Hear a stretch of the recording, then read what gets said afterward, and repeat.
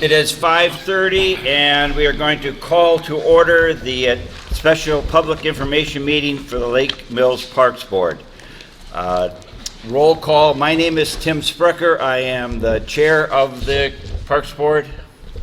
Anita Martin, am I on? Yep. Okay, sorry, I can't hear. Anita Martin here. Jacob Slobby, present. Mary Schmager here. Eric Schreiner, I'm the Grounds and Facilities Director for the city. All right, and we have Mike Nessman, who is also Parks Board member. He is absent for this evening. The agenda, I'll read out the agenda, and then we'll go from there. Number one was the call to order. Number two was the roll call. Number three, which is new business, with a subset of A, discuss, establish, and outline Parks Board recreational design priorities in Sandy Beach Park. And we have Sandy Beach Concept R version 2, option 1, and also Sandy Beach Concept R version 2, option 2, which are on the table over here, also available on the city website. So as a subset of this discussion, we are looking as I, which is retain and or redesign existing recreational opportunities, be it a swimming beach area, the picnic shelter, the playground, the volleyball courts, the ice rink, and native plants are what we had listed on the agenda. Subset of A is also number 1.1 or II, discuss, establish, and outline Parks Board recommendations regarding the minimization of park disturbance through the retainage of green space and trees. So the other part of new business was B, public input session. The Parks Board will now open the floor to public comments regarding the City Council Resolution 2519 and the Sandy Beach recreational improvements. Speakers will be limited to 3 minutes. Note, the Parks Board is not soliciting public comment on the parking lot and or the mobile home park redevelopment projects. Other part of the agenda is note that we will be meeting, and you are welcome to attend that meeting on July 14th at 5:30, and then we will adjourn once everyone's had a chance to make their comments. So, given the agenda, any questions or comments before we begin? All right. Yes? That resolution from the city, will you be describing or sharing what that resolution is? I can pull it up for you, Tim. Yeah, we can pull it up, yes.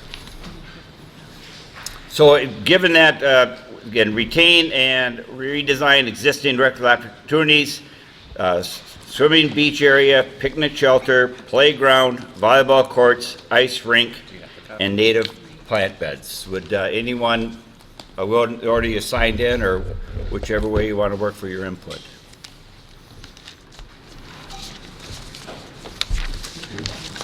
We don't go by the order of the sheet? I thought I said that, but yes, if you signed in, go by the order of the sheet, but I didn't see anybody. Do you want to grab All right. the sheet, Tim, and Oh, call certainly, people yes, to thank you, the thank you, thank you, table? Mary. I will do that. That's a new process we tried at City Council. It worked great. We're looking for resolution. Do you have a print out of it? And then they should be announcing their address and Yeah, stuff. yeah. Okay. So thank you for that suggestion. Here it is. If I apologize in advance if I mispronounce your name, but I ask also, please, even though you signed in, state your name and your address. So Is this on? Carmen, Is this on? I believe it, but if you want to pull a little closer, you go ahead. Yes. Hello? You will not be projected, it's for recording. Oh, perfect. So Okay. just speak probably. Okay. I have a few handouts that I'd like to give each one of you with just a little input of what I'm going to be mentioning here. Thank you. I apologize for the paper clips.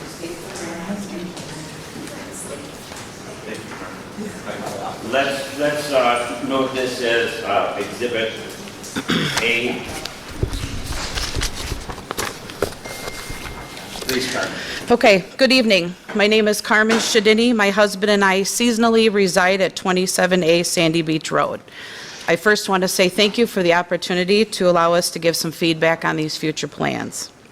My concerns are of safety first. However, my recommendations are that of use and history for over 20 years. First and foremost, there are not any emergency systems in place down at the park. An example, boat accident, beach issue. My recommendation would be an installment of a blue light system. Blue light systems are used at colleges, universities, and now some recreational parks. Time is priceless in an emergency. Handicap accessibility. All changes, including the bathrooms, should be ADA constructed with the opportunity to use or rent a beach wheelchair. Unfortunately, my 83-year-old mother cannot go to the beach. Lifts or boat slips, whatever is deemed the choice, should have power and lighting for safety. Also, a generous amount of space needs to be planned between the swim ropes and the implementation of the slips.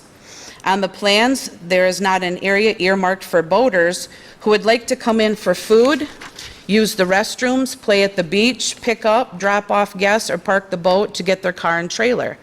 This has been an ongoing issue in the past, and therefore they use the paid leased docks such as mine. The launch docks get too congested for pickup and drop off. The recommendation would be to make the east side of the lake a place for boats to pull up, but make it an ample space. The preliminary plans reflect beautiful landscape and berms. However, people currently cut through the new plantings that are already there. This also is a concern if you are at the beach and the children want to play on the playground. That is an obstructed view. With the possible replacement or take away of the fence, I would think the parking lot may be a temptation, especially if there are food trucks for small children. Perhaps a green chain link fence would still be a better alternative for the safety of young children, or plant a very dense natural habitat to act as a safety fence for children and geese alike. The volleyball courts in the past were in the park, and the last city administration moved them to the ice rink area. Rotary Park already has baseball, softball, and pickleball. If there were room, the volleyball courts could be moved to the Rotary Park and all athletics could be centrally located.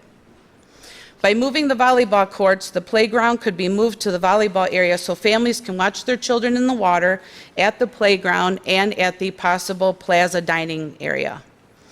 My proposal for the plaza would be to eliminate the food trucks, as it has not been successful thus far, and have an open-air concept of dining. This style of construction would be more cost-efficient due to the architecture, as it's more open and not a full structured building. There would still be room to have additional seating around, and perhaps that is where a fire pit or two could be installed. In eliminating the food trucks, this would provide more space for boat parking, which I guess is a different topic. There needs to be a safe and effective way to drop off and pick up handicapped people with their golf carts and vehicles within a reasonable distance to include parking. Thank you again for this opportunity, and I hope you genuinely listen to our recommendations. Thank you.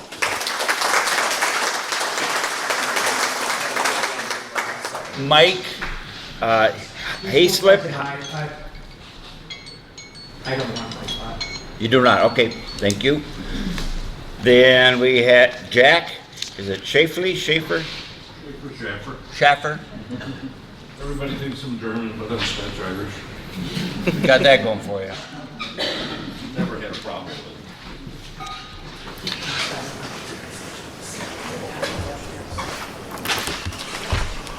My name is Jack Schaefer. I own Topol number 1 and Topol 135. I should say my family and I do.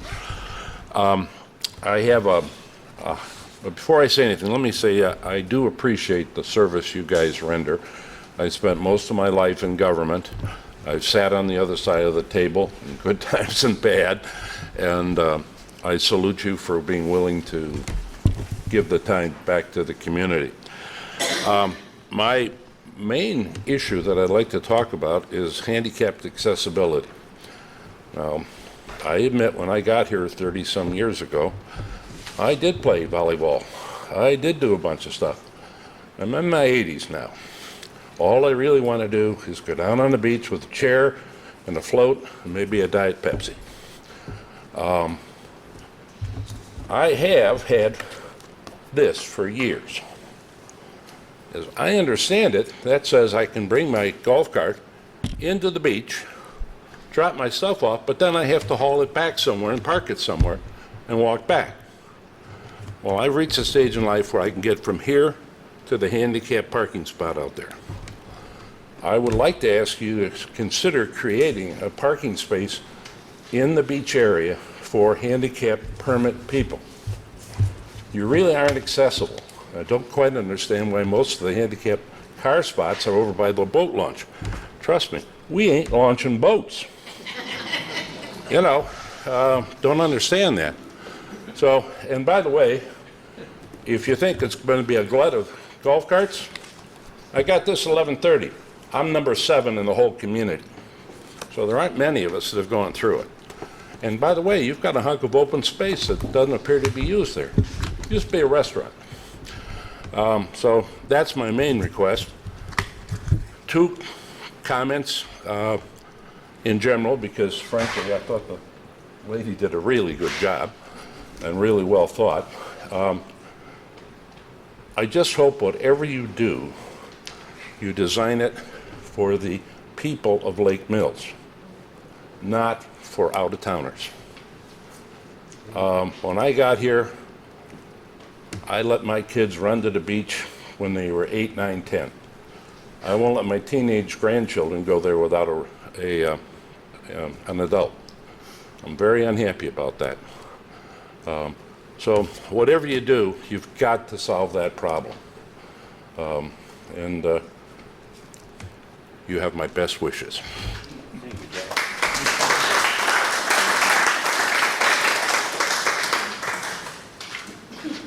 Steve Quant. Thank you, Tim, and members of the council. I know that it's very easy and it's comfortable to do what we've always done. As members of the Parks Board, you're in a very unique position to be able to shape Sandy Beach Park to become even more spectacular than what it is right now. I also know that what I'm about to say might sound a little extreme. I know that much of the current design of the park is to significantly fund the Lake Mills Parks Department. Surviving without that income would be painful, I'm sure. Despite that, I believe you should begin to consider thinking of Sandy Beach as just that, a beach, not a marina. 39 boat lifts don't belong inside a swimming beach. I encourage you to think about establishing a water park for which you could charge admission for use. You'd no longer need to maintain, install, and remove piers and boat lifts. And you'd remove a significant safety risk to swimmers. I know that you've recently approved a sizable increase in boat lift fees. And before you rent out another boat lift, I would suggest that you contact commercial recreation specialists in Verona. You might be surprised how much more income you'd earn from a water park. And before you say that the equipment is too expensive, you might also explore the possibilities of obtaining gifts to offset the cost of the equipment, just like you received for the Bartles Beach Park equipment. The City Council has already heard that charging for parking at the park could easily offset the income from lost trailer rental. Take your time, be creative, think big. Don't be afraid to think about something that's exciting. And speaking of something exciting, don't forget to leave room for another sandbar. People really want that. So Sandy Beach is already a very, very special place, and you could make it even better. Thank you.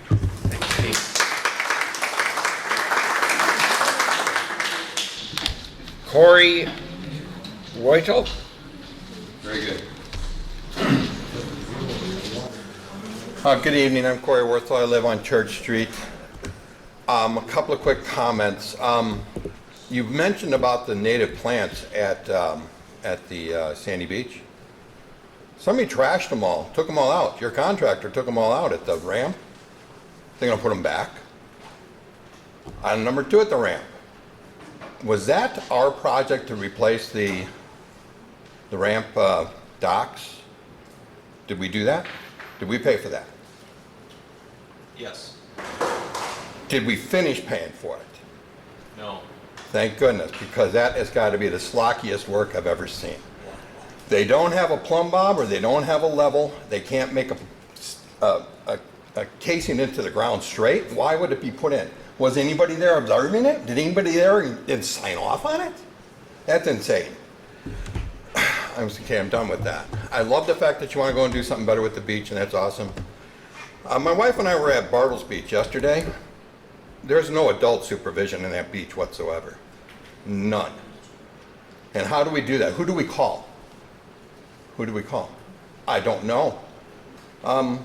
There was a dog very much misbehaving on the beach. That dog left and a lady showed up with a snake. There was a jet ski bouncing around on the side over towards the lodge building.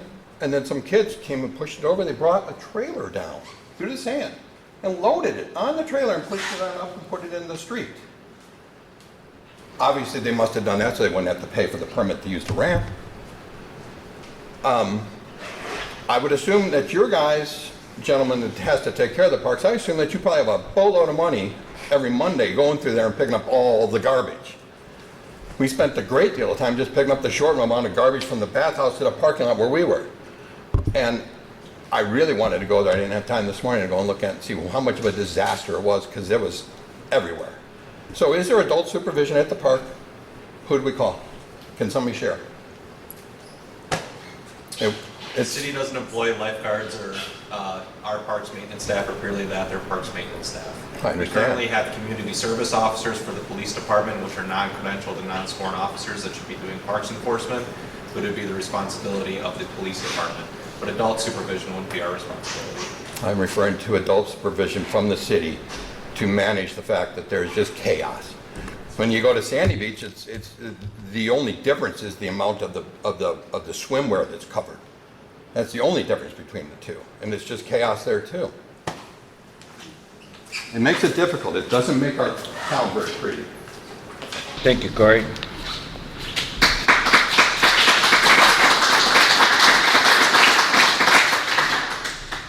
Brandy Durrell.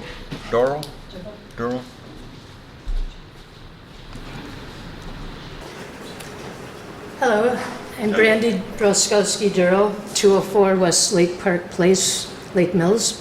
So I'm speaking tonight about that we really must proceed carefully and not settle for installing a generic plan put forth by Meat Hunt that could really be put in any field in Wisconsin, and one that is not ideally suited for the uniqueness at Sandy Beach.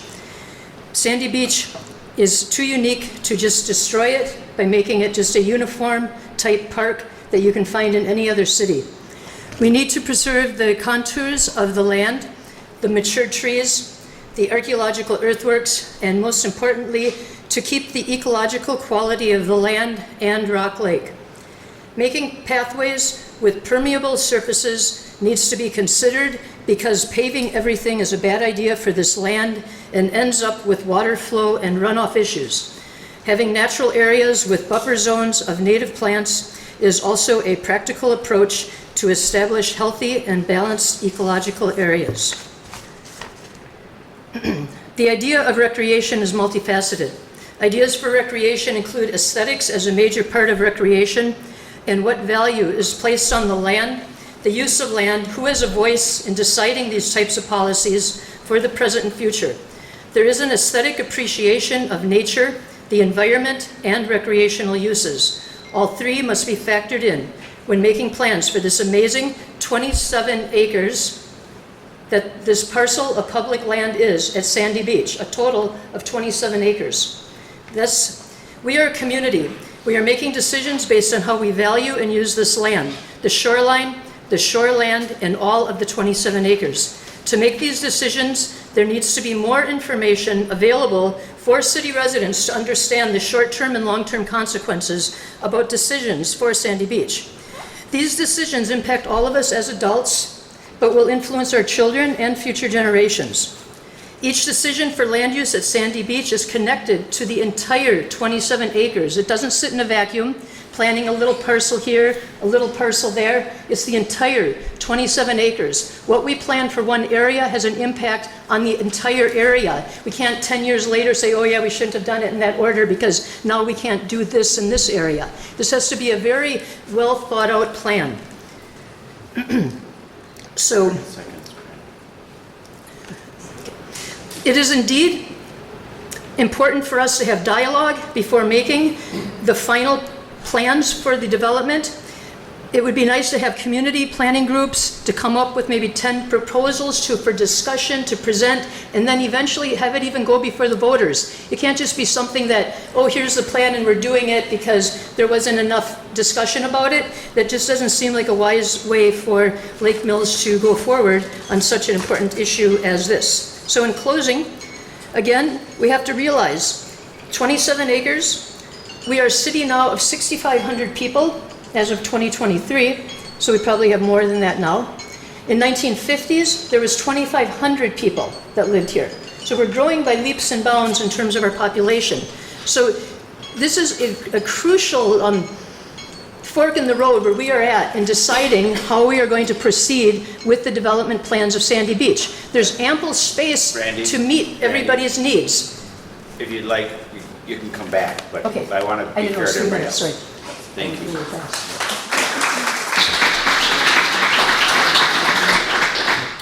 The Mary Ann Jackson, please.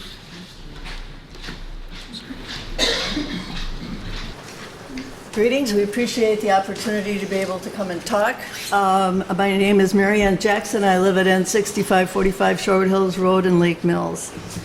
I'm here to talk about E. coli in our swimming water. I realize that, and maybe you all are much smarter about this than I am, but I realize that I've heard about the dangers of E. coli for many years, but I never really understood just exactly what that meant. So as planning for the expansion of Sandy Beach Park moves forward, there is necessary discussion related to the causes and prevention of E. coli. And I'm here today as someone who was visiting Sandy Beach last summer when a police officer walked over and informed us that the E. coli count was significant and we must all leave the water immediately. My 3.5-year-old grandson was in the midst of enjoying the water thoroughly, very thoroughly. And he had swallowed quite a bit of it, of course. It was a real wake-up call for me to find out that E. coli might be more important than I was thinking. We hear the warnings, but how does it affect us really? E. coli is a bacteria found naturally in many people already inside of us. When ingested by contaminated food or water, it can cause minor to severe stomach cramps and immune-compromised systems. And diarrhea lasting 2 days to a week. Young children, very young children, and persons over the age of 65 are more susceptible to the related symptoms. Others affected more seriously are people with diabetes and immune-compromised systems. O157H7 is an E. coli strain that causes more severe symptoms such as bloody diarrhea, more severe stomach pain, and possibly kidney damage. Young children and older adults are more likely to contract this version of the illness than other groups. In the United States, freshwater beaches are routinely analyzed for E. coli because it is an indicator of sewage contamination and thus the possible presence of human pathogens. Potential sources may include area runoff, rainwater runoff, sewage overflows, leaking septics, and birds occupying the beach. Rainfall and onshore winds can cause a dramatic increase in concentration and can exacerbate the contamination problem. Bacteria count in water eventually falls to levels considered to be safe for swimming. However, many indicators remain in the sediment and adjacent beach sand and can impact beach sand quality for a longer time. The Lake Mills Parks Board has already begun to address the issue of E. coli being also present in the beach sand. Studies have shown that beach sand can harbor significant levels of indicated bacteria, which are often present in higher concentrations than in the water. Due to the higher organic content of detritus and silts in the sand, these bacteria may be sustained in the moist environment for a very long time, like more than weeks. Children are particularly at risk because they spend a great deal more time playing and digging in the wet sand, and the elderly and infirm are more susceptible to illnesses associated with contamination. Bacteria harbored in the sand may persist longer in the water because the bacteria adhere to sediment particles, unlike the free bacteria that's floating in the water. You can please leave that document here if Okay, you'd like. I just had one paragraph. I'll just, okay, I would like Gotta to, keep us to 3 minutes. If you want to come back, but I have to respect other people's time. there you go. Thank you.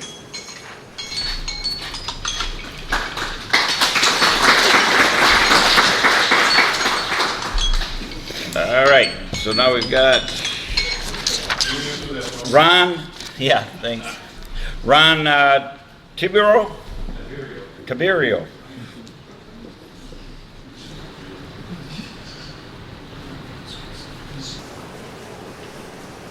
Good evening, and thank you for allowing me to come and speak tonight. I rent in Shady Pines at 31P, and I also have 2 family members who own full-time residences here in town, so I'm also asking questions on their behalf, not just from my point of view. But most of the other people who spoke covered a lot of the things that I was thinking about, so I'm not going to go back and cover it over again. I'm more interested in the financial impact analysis and the highest and best use of the land that you have, which is a very good parcel. So, you know, how old are the quotes that you have gotten for the work that's being done? Are they current? Do you guys, the contractors that have given the quotes, are these 2-year-old quotes, 3-year-old quotes? Times change, prices change. What's the revenue analysis for the ongoing, I know it was at the last meeting, but there wasn't a lot of detail on it. The ongoing budget for the parks, there's a lot of lost revenue on an ongoing basis for some of the areas we're not allowed to talk about tonight. So what are you going to do to replace that? Will the parking lot analysis really cover that? Do we really need 6 food service truck locations? I don't think we do. I think we could do a nice casual sandbar, economically completed. I think that would be better off than the food trucks. There's probably a better use for that land than the food truck spots. And then also in the finances, like you stated about the pier, you're not done paying for the pier replacement. How are you going to finance this? You're going to raise taxes? You're going to raise lease rates at where I'm at? You're going to do a municipal bond? Have you guys figured out where all of the revenues, all of the funds are coming from for this? Are you going to take out loans? I have more questions than answers. Thank you. Thank you.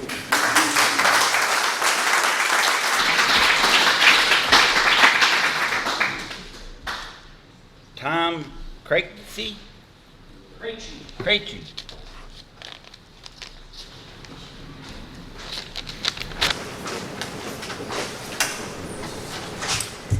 My name is Tom Crerachche, and I'm speaking on behalf of the Rock Lake Improvement Association as a follow-up for Susan Trier's presentation at your last meeting on June 9.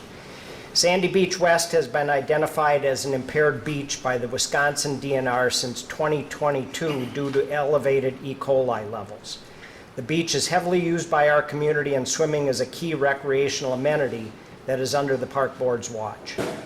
Actively managing E. coli should be a critical component of the Sandy Beach redesign and a major feature of the Park Board's recommendation to the City Council.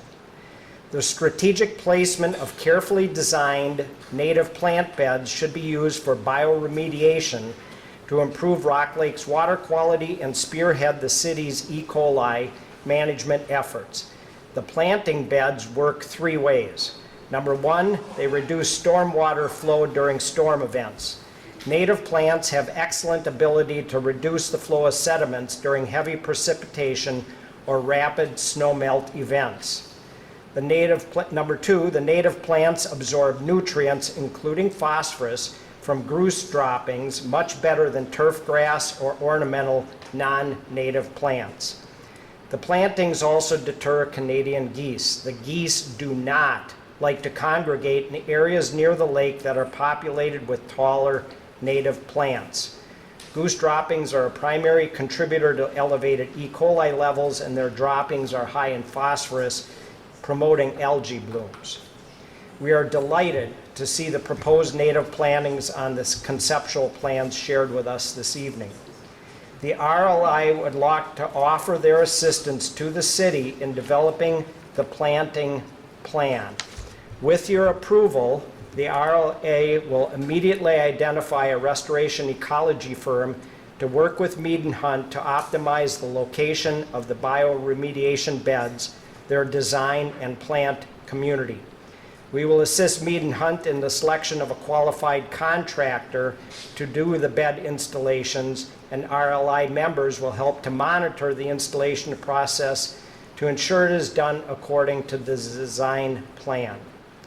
The RLI will achieve every timeline milestone the park board requires. And lastly, the RLIA will cover at least the initial cost of the restoration ecology consultant. Understandably, this bioremediation plan will be an iterative process. We will work with Mead and Hunt to update the plan as you finalize specifics like the total area of impervious surfaces, pitch and grading, tree removal, and how much water will be directed into the storm sewer system. We look forward to supporting you on the design of this wonderful resource for our community. We want to keep your project on track, and we'll get started as soon as you approve this proposal. Thank you. Thank you.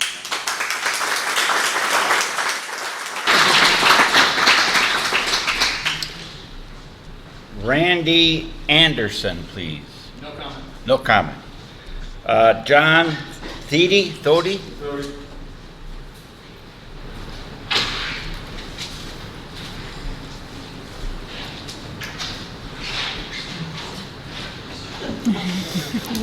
Almost. Risky play. Hi, I'm John Thodi, N6662 Shorewood Hills Road. Is this on? Are we supposed to speak into it? Okay. Yes, speak into it, please. Number one, I'd like to say I support Brandy Duro's comments that a committee should be formed for the Sandy Beach redesign. There should be regular meetings with public input.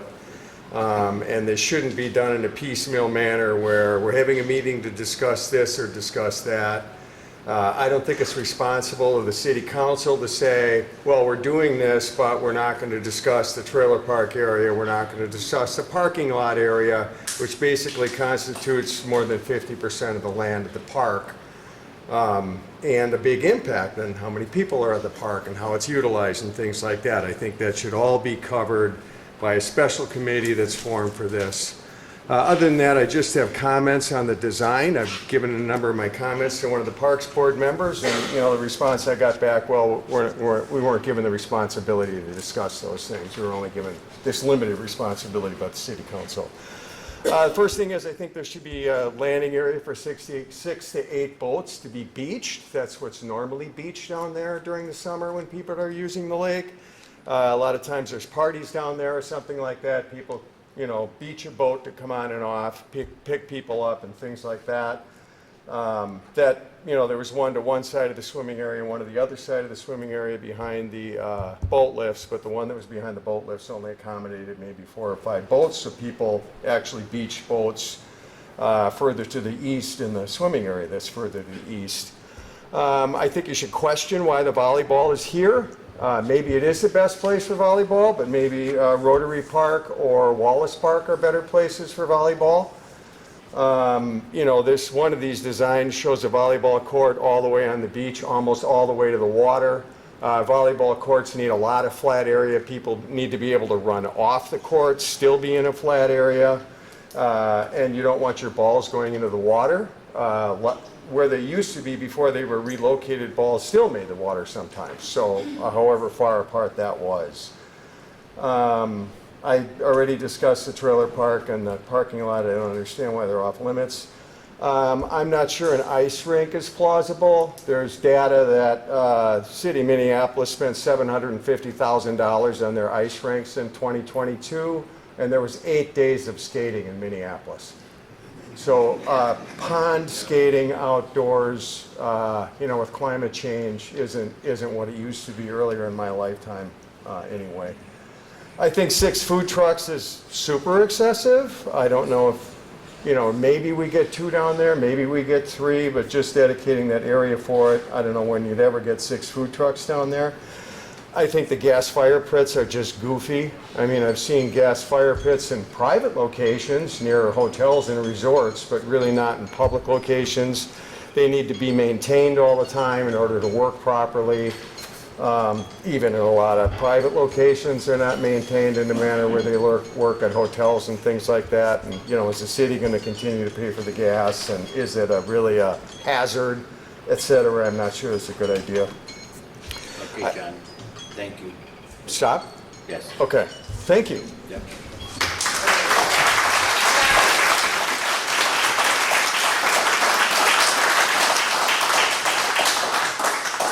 I'll repeat, I try to keep it so we have time. If you want to come back and speak after everybody's had a chance here. And we're going to probably be asking questions too, just for clarification. Can we get everyone to leave their notes with us so we can print them and email them Yes. to us? 'Cause I'd like to, Yeah. is that? Yeah. Because like, you And- obviously have some stuff printed. Yeah. There is a request from other members of the Parks Board that if you have meeting notes and such that we'd want into the record, we would, if you have a copy, you can share a copy of those. We can certainly put these into the public comments that would be added to the website. So, again, thank you so much for the input that you're giving us. Rob Larson, please.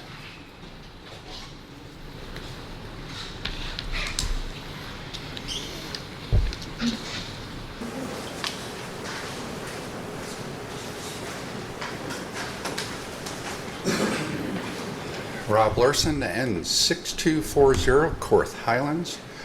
I am here embarrassingly to advocate for volleyball courts on Sandy Beach.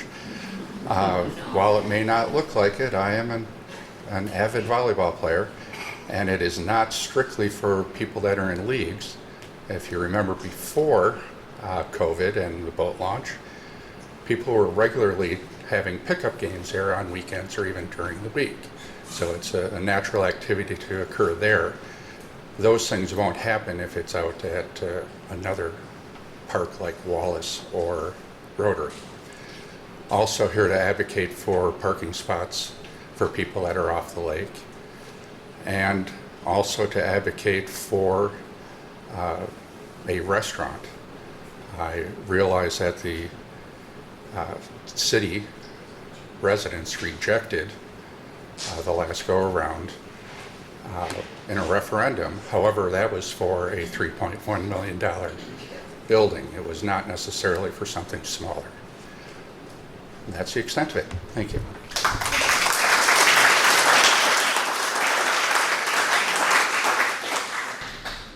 And Jane Rydell.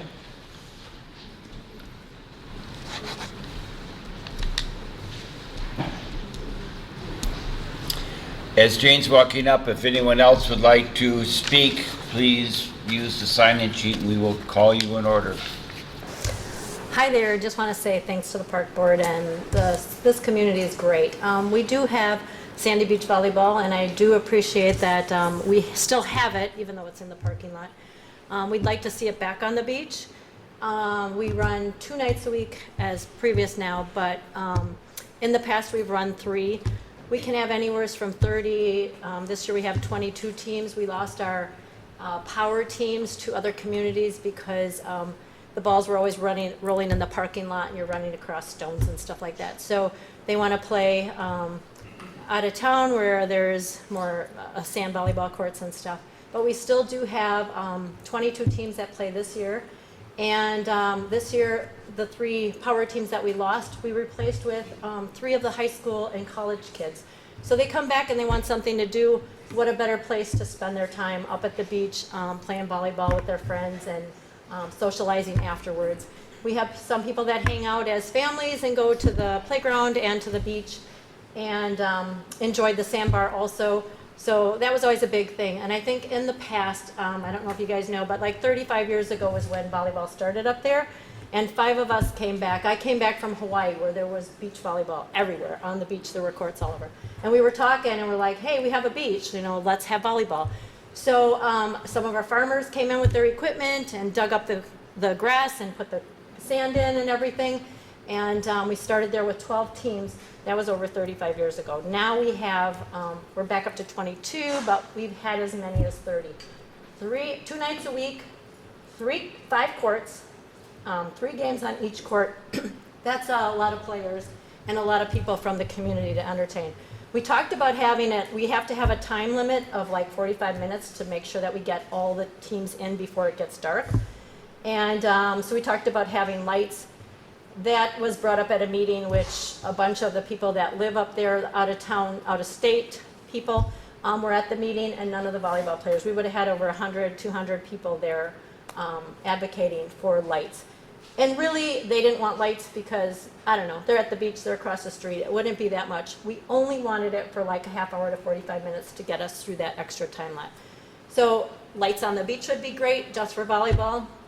But the spot in the parking lot is not adequate right now. It's set up for hockey. It's,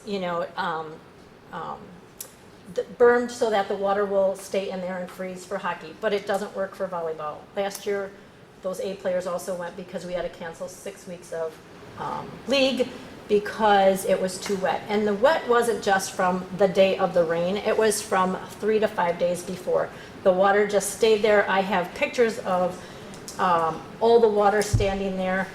If that would drain, it would be fine, but it doesn't. It's not set up for volleyball. So again, the people in the community, had they been invited to the meeting with the lights, we would have had a lot of input on that, but we weren't. And so there were 10 houses there that said they didn't want lights. So we didn't get lights.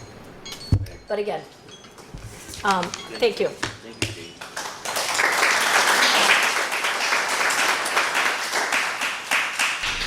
Thank you for the input, the comments. That is the amount of people that we have listed on the sign-in sheet. Is anyone else interested in making a comment? I'll put the sheet back up. Otherwise, I'll invite in order. We cut you off, Randy. I can have you come back up. Or I'm sorry. John. Yes, come on up. Please sign in and state your name, please.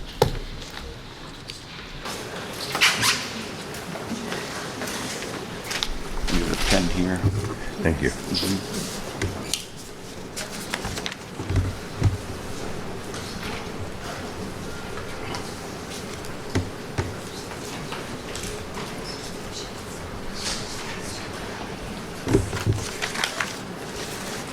There you go. You probably don't have to start the clock for me. So my name is Brad Anderson. I'm at 22A on Hilltop Terrace in the trailer parking lot. And I'm just going to comment on a little bit about the safety down on the beach. Last year, my wife and I, we have fence parking. She went to pick me up, put the boat on the trailer. She says, 3 guys are dealing drugs outside the fence by our trailer. I said, okay. We go there. Sure enough, there they are. People are coming from the pavilion, buying drugs from these 3 guys, going back to the pavilion. She goes, I'm calling the police. I said, you are not calling the police. They know where our boat is parked. They're going to know who called the police. Okay, next week, guess who's back? The same 3 guys are dealing drugs again, right behind the boats. This time, we got back up to the trailer, and we called the police. Somebody did show up, and we didn't see him again. There's not anybody in this room that wants people dealing drugs out of the parking lot to the people inside the beach. Nobody wants that. And they weren't there to go to the beach to have a good time. They were there, they were sending little kids to get the drugs and take the money, the drugs back to whoever, their parents or whoever. And we didn't feel safe parking our boat there with 3 guys that, who knows if they were carrying guns or what they were doing. So, I think the safety is a big concern down there, and it's been addressed by a lot more people than me tonight. So anyway, just my thought. Thank you.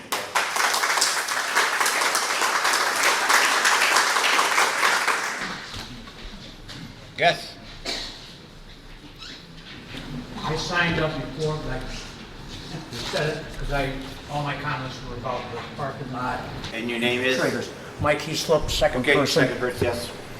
Okay, my biggest concern is just very simple. What about the gulls? The gulls are the biggest problem down there on the beach. Now, I know they're protected by the federal government, and there's nothing we can do, but we chased the geese away one time thanks to Tex.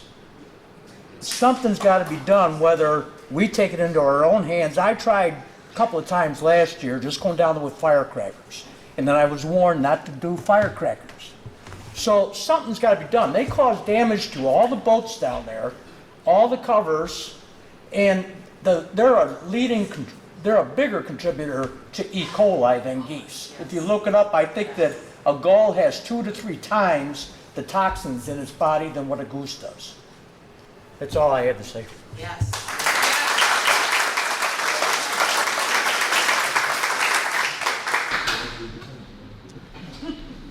Thank you, Mike. Anyone else? Yes. I can get this done quicker. Jack, if you... Oh, you want to record it? Yes, please, I'm Jack. sorry, that's not... We can... I think I would know that. Technology. Fortunately, that gives me a little more time to think something else to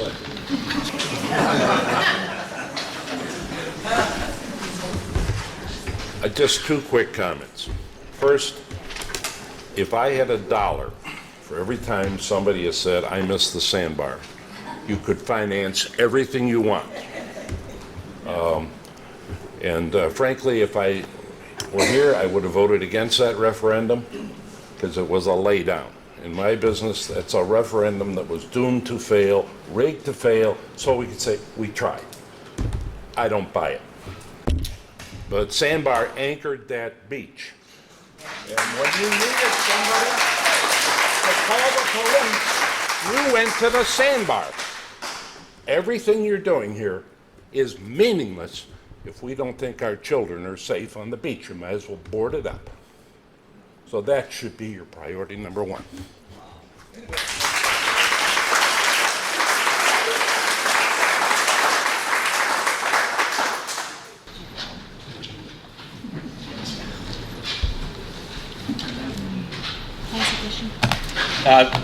Mary, question. Oh, I was just wondering, John, you didn't get you had 3 minutes. It seemed like you still had a list. Was there anything else you would like to share? Because I think you had a bullet list, and I feel like we didn't get your full thoughts. Sure. We covered I apologize. My couple more things are just criticizing the design.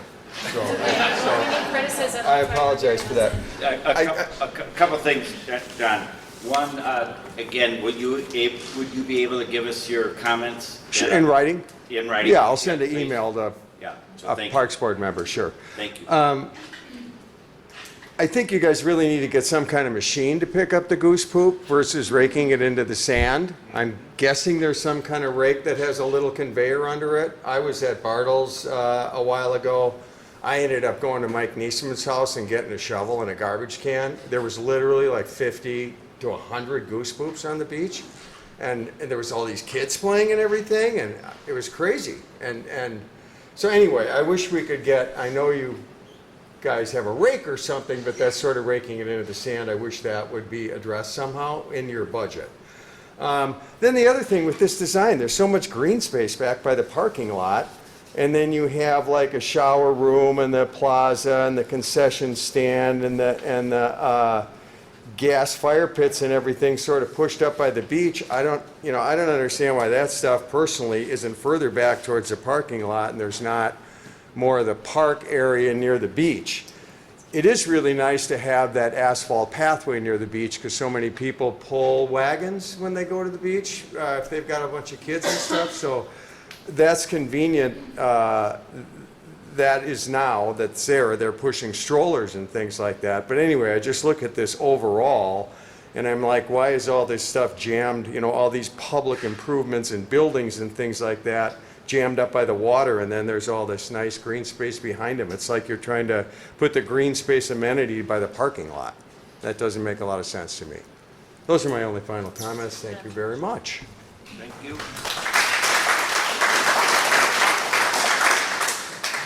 Can I go back again? Absolutely.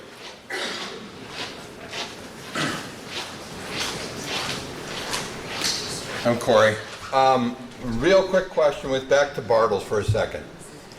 In the water is a hazard horse that's been there for 2 years, maybe longer, over a cable that's stuck in the sand. Do we not have a backhoe? Do we not have a backhoe that's capable of taking that out? Or what are you going to do when you accommodate a lawsuit from a kid not paying attention, he hits the hazard horse, gets all cut up, and then I'll sit there and wave my hand right away. Say, it's been there for over 2 years. Hell, it sits there all winter long too. You might as well save it and put it out there in the summer. It's frozen over then. Why do you have that out there and why doesn't somebody do anything about it? I've noticed from sitting here that this panel is not for communication back. It's only for absorption. Yep. And I hope that somebody can absorb and respond back. But that's a serious question. I have a serious question. Why is that hazard horse in the water with the cable there and nobody gives a crap?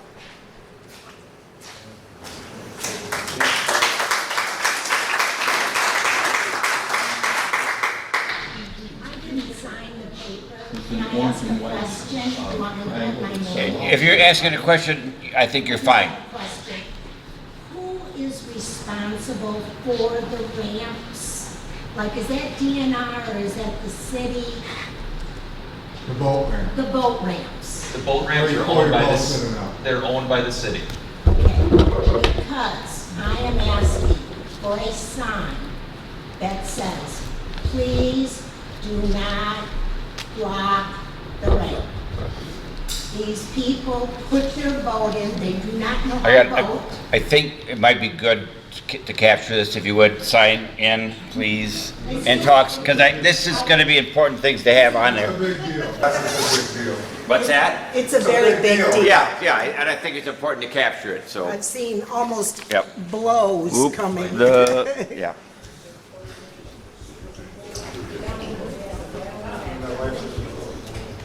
You want my address here at the lake? Yes, please.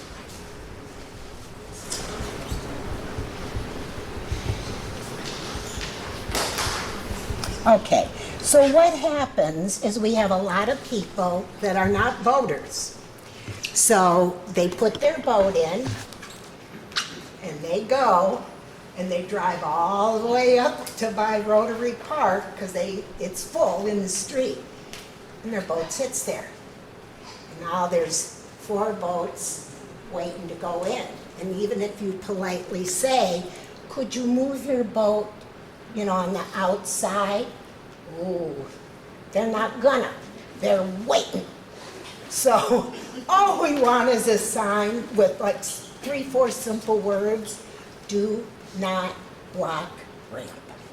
Because then we could point to it and say, you're not supposed to block the ramp. Very simple. This has been going on since you put the new ramps in, and it's a disaster. So, thank you.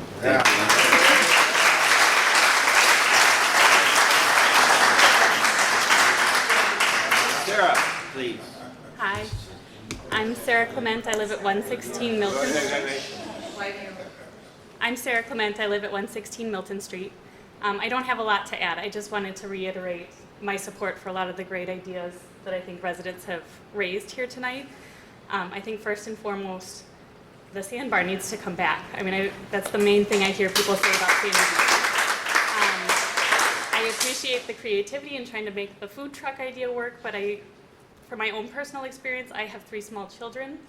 2 of them have disabilities. I have an aging father who used to love coming with us to the sandbar, and the idea of a food truck would just frankly upset him. So he can't stand in line for the food truck. We can't manage our 3 kids between different food trucks, and the wait for the food to come out of the food trucks, it just would make it miserable for our family. Whereas at the sandbar, we could sit at a table and we could enjoy each other's company. My kids could color in a coloring book while they patiently wait for their food. And that was our favorite thing about Sandy Beach, was the outdoor dining, the nostalgic aesthetic of the sandbar. I think our identity as a nostalgic lake town is what makes us unique.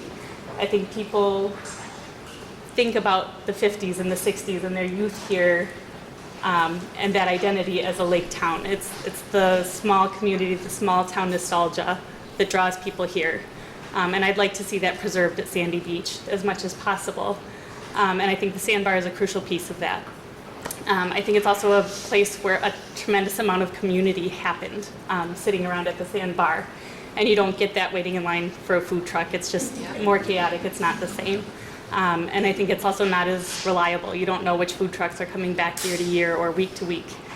I love that, I think it was Carmen, or maybe Brandy brought up protecting the mounds and the archaeological history of the park. I think that's not focused on enough. I think that could be a draw to our community. Also, we do have a treasure trove of burial mounds here. It's a really unique thing about our town, and I think it should be highlighted on top of being protected. I also love the suggestions to make sure that it's as ADA accessible as possible. I love the idea of having the playground more visible from the beach so that I can watch my kids who want to go in two different directions. And I also really love the suggestion of finding ways to incorporate more input from the community, having more listening sessions and feedback sessions and collaborative sessions, because I think there's just so much value in everyone's lived experience here. And I just really appreciate your all willingness to listen so intently and to be so open to the feedback. I think it's really wonderful. Well, thank you all very much.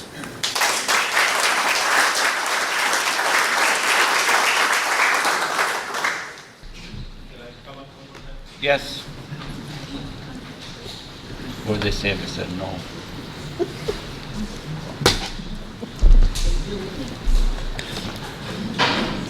Ron Tiberio from last time. Thank you for allowing me to come back up again. You guys have a lot to digest and a lot to overlook, to look into. A lot of it is very long-term. There seems to be overwhelming support in the crowd for a restaurant like the Sandbar again. I vote for that also. So while you're in the long term, maybe in the short term, you could generate some revenue with a small investment in the old building by the old boat lift. Small repairs can be done to it. Maybe you could split it in half. There's a couple breweries in town. There's several good restaurants in town. Maybe you guys could put together something short-term, not this season, next season. Get the building fixed up, rent it out for the summer, and in the short term, you have some revenue coming in and you have an amenity for the park. Thank you.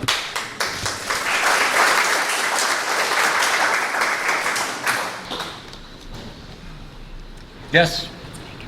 Are you going to be giving us any information tonight, or is this just us asking questions? Could you ask what you would like? I was under the impression that we were going to hear a little bit about boat slips tonight. Is that not happening? No? Yes, the question. Jim, I apologize, I missed your opening statements. Were there questions not allowed on the trailer park part of the project? Correct. It's out of scope. Will there be Did you want to read the resolution? information meeting about that? I hate to say it's above my pay grade, but I think that would be something that's probably the city council as compared to, about put it to Eric, who is the director of the. As far as information on how we're moving forward, developments within the park, or if boat lifts versus slips are going to be prioritized, is that what you're referring to, or?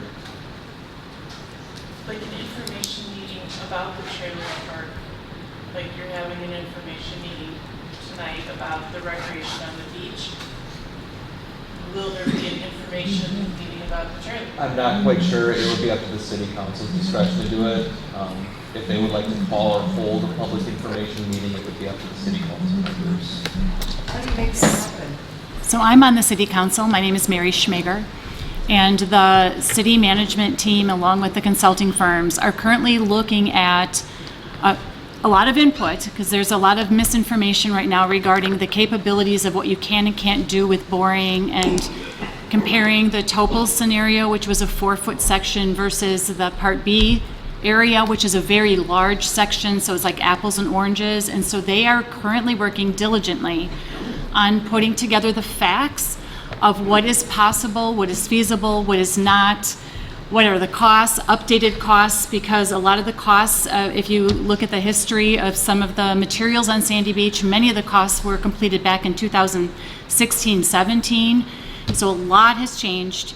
A lot of new technology is out there. So they are working diligently on trying to pull together as much information to get us all on the same page, because the city council has all of the questions. We've had a lot of you that have come in with a lot of questions. And yes, all those questions are still on the question block. And we are working, the city management team and the firms that we've hired are working to answer them, at least to get some of the parameters on the table so we can ask ourselves the question, what do we need to do? What are our options? What are our risks, short-term, long-term? What are the benefits? What are the compromises? Like, all of that is in progress, trying to come together so we can start the conversation. City council does not have the insight to share. An information session needs to start with us, because we have to learn first before we can actually then share with you so that you all can be informed. And so we have to get ourselves up to speed, and then we will be bringing everyone together to have a conversation. I can't envision, I'm not alone. Well, all the city council will have to agree on having a discussion session, but I imagine, given the interest in this park, it is our number one asset. The 27 acres is one of our and Rock Lake is the most precious resource and asset that we have in the city and in our community. And so it is something important, and I imagine we will have a lot of conversation, but there is a sense of urgency, because underneath Part B, as you all know, many of you, the infrastructure underneath there is very old. And so it's like a ticking time bomb in my viewpoint, and that we are hoping to continue to mitigate the small failures and hoping for not a large failure, while we are trying to quickly get a really solid and important game plan.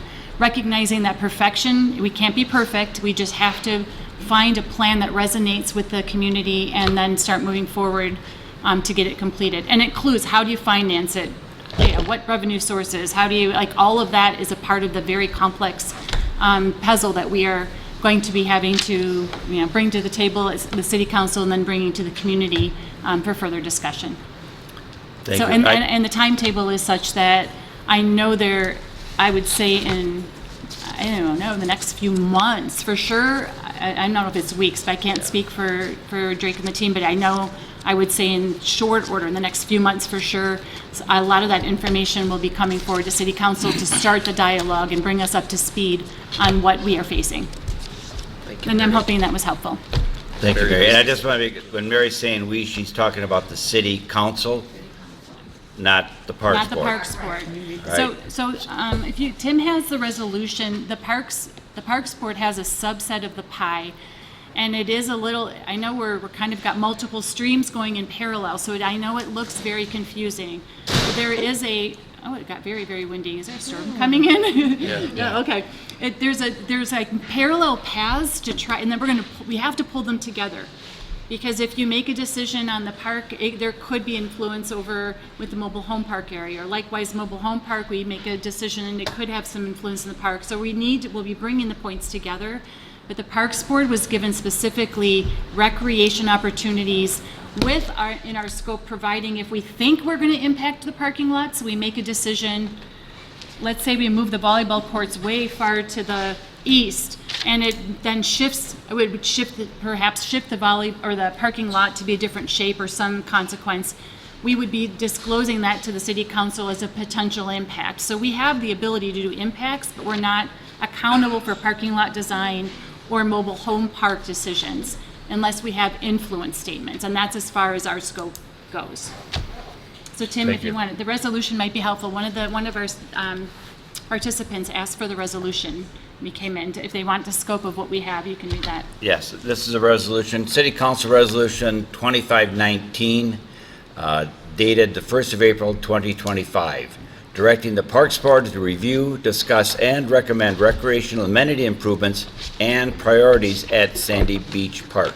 Whereas the City Council recently discussed the redevelopment of Sandy Beach Park at a work session on March 6, 2025, and whereas the City Council is interested in potential improvements to the recreational amenities at Sandy Beach Park, and whereas the Parks Board is tasked with the duty to make recommendations to the City Council for improvements of public parks, and whereas the City Council is specifically interested in recreational improvements which can be made while necessary infrastructure improvements as determined by the City Council are made to the utility infrastructure and parking lot. And now, therefore, it is resolved by the City Council of the City of Lake Mills that the Parks Board is tasked with reviewing existing recreational amenities at Sandy Beach Park and recommending potential projects to enhance, improve, or expand those amenities to the City Council. Be it further resolved, a report of the board's findings are due to the City Council August 5th, 2025. And that's signed by Lisa Gerler, City Council President. So, thank you for that. I have a question. Yes. Did somebody take the boat launch sign away because more boats and vehicles are going past where you pull in to go into the boat launch, and then they have to back their trailer and go up in order to get into the right. They used to have a boat launch sign with an arrow. Did that disappear? That's been removed. I want to get this captured, so the question is that what happened to the boat sign that used to be at Sandy Beach with the arrow and such? Right. And I'll put that to Eric, if maybe Eric knows where said boat It was sign a went. temporary sign for the first year or two when the boat launch was installed, and it was removed. It was kind of like a plastic sign. If we are to do something more permanent, it would be installed afterwards, but. I thought it was a wooden sign on the It's like a ground. sandwich board. Yeah. It was on the ground. And it So- is a problem. Okay. Because we live directly across from the launch and it's a big. All right, noted, thank you. So the problem was that the people aren't following the direction? People are coming down with their boats and trailers and there's no turnaround down there. Okay. So, and they're flying through there. They're not just casually driving and then they're backing up to try to find where they need to go. Yeah, they don't know where to turn in. All right, thank you. Any other questions, comments? Yep, wait. This kind of goes with her comment that I live on Woodland Beach Drive, and we have the same issue, people looking for Sandy Beach. And they come down there with their trailers, and there's no place to turn around down there. And I actually talked to Mr. Drescher about it, and he said, I asked if we couldn't have a sign that said, no turnaround, and a sign pointing at Sandy Beach, and he said that the city couldn't get a no turnaround sign because it's not on their list of available signs. Well, that might be something we want to capture as the comment about, so if you could you repeat that up here so it gets recorded, please? Can I ask a question also, as long as we're talking about signage? It would be helpful. Would it be possible to get some signs that would indicate, and I know that the trail, the Drummond Trail, is not part of the park system, but everybody goes from the beach through our driveway to get up to the trail. It's nonstop. There's nothing that indicates where there's trail access to get up onto the Drummond Trail.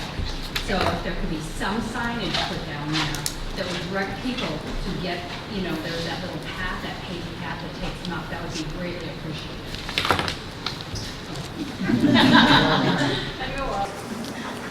We want to capture all this, and I get it. On the record, the previous comment was about no turnaround signage at Sandy Beach, and I just wanted to state, I'm over on Woodland Beach, so the other side of the fence, but we have the exact same problem. There's no turnaround down there. We have Google misdirects people, and they come down there with boat trailers thinking it's Sandy Beach, and there's no turnaround there. So I actually talked to Mr. Drescher about it, and he said, I asked if we couldn't have a sign that pointed at Sandy Beach, a sign on Woodland Beach Road, pointing east and saying Sandy Beach this way, and also if we could have a no turnaround sign. We do have a dead end sign, but we don't have a no turnaround. And he said he'd look into it. When I finally got back to me, he said it wasn't on their list of available signs. And I said, I don't understand what that means. And he said, we have a list of pre-approved signs, and it's not on the list. And I said, well, maybe it could be added to the list. Never heard back. That was a year and a half ago. So, Thank you. thank you. So, Jane, please, and if you'd like to make a comment or question, please. So you want me to go back up? Yes, please. Okay. All right, I'm Jane Shimmick, and I live on Sandy Beach Road, directly across from the boat launches. And I guess I'd like to request that there be some signage placed indicating how people that go to the beach can get up onto the trail without cutting through everybody's yards and driveways, because they come, it's like a public thoroughfare through our driveway all summer long. Also, someone pointed out, and it's a good thing to mention, and this is the city, I believe, but the where the fire hydrants are down there, the paint is so faded, the yellow paint is so faded that people are constantly parking down and blocking those fire hydrants. So you might want to take a look at having something done about that also. Thank you, Jane. I would just like to make a comment. That I think some of the area that you're talking about is actually town and not city. And so we do have one of, I think, our town representatives here. John, you're on the town board. But okay, but I guess you mean as far as the people cutting through? But the thing is, they're there for the purpose of the park, which is the city, which is why I'm mentioning it to you. It's just something that we may want to bring forward to the Lake Mills Town Board, because Okay. I think some of that, like I don't know where everything is positioned where you're talking, but that they might be able to also be a part of the solution. So where the access is to get to the trail currently, that is a paved path that the golf carts use, going back and forth and across the trail to Topol's lot. Yeah, that's city property. Okay. Oh, so you're talking about the city part. Okay, Yeah. thank you. Yeah. Thank you, Jane. Carmen, you had a comment, please. First and foremost, I want to say Eric and his staff have been very good in communication with me personally, and I just want to say thank you for that. Secondly, I know this is the Parks Board, and this is completely out of your realm, but I would hope that the Parks Board, and with you being a city council member, Mary, that you would share. My place is right on Sandy Beach Road. I have the cute little screen porch, and you can always see me in there with a cup of coffee. On a Sunday afternoon at 5 o'clock, Sandy Beach Road becomes a drag racing. It is absolutely horrible. We have called the police numerous times to an answer on the 4th of July. Sorry, I only have one officer on staff. I said, what happens if there's a bad thing that happens? Well, I'd have to call in the county, the state, whatever. It's really, really a safety issue. Last night, I tried to catch it on video and did not. There were 4 people hanging out of the back of a pickup truck. I would estimate 50, 60 miles an hour with Corona bottles in their hands, and the passenger was sitting on the side of out the window, woohoo, with his glass bottle. This is not a one-time thing. This is a regular thing that is happening every single weekend. And I just have a brand new granddaughter who's learning how to walk, and God forbid a child run out. There's kids on bikes who ride down, and sometimes they can't always take the sidewalk. It really needs to be addressed. Thank you.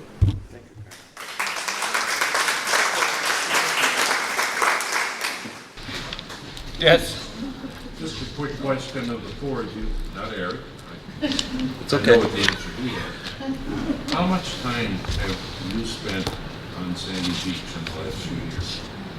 Because there's stuff going on there that I see people kind of eyes go a little wide up there. These people are not imagining these things. I mean, I literally, as I said, I don't feel safe with my kids at home. My kids, I'm not worried about, they're in their 40s, but my grandchildren don't go there without an adult. Have you guys spend time down there? I take my kids there. Huh? I take my kids there. Okay. Anita has a comment. Thank you, Jason. And we walk our dogs, can you guys hear me? We walk our dogs down there, and many times it's a little crazy down there. We're like running across the street because people are shooting down the hill. So, yeah.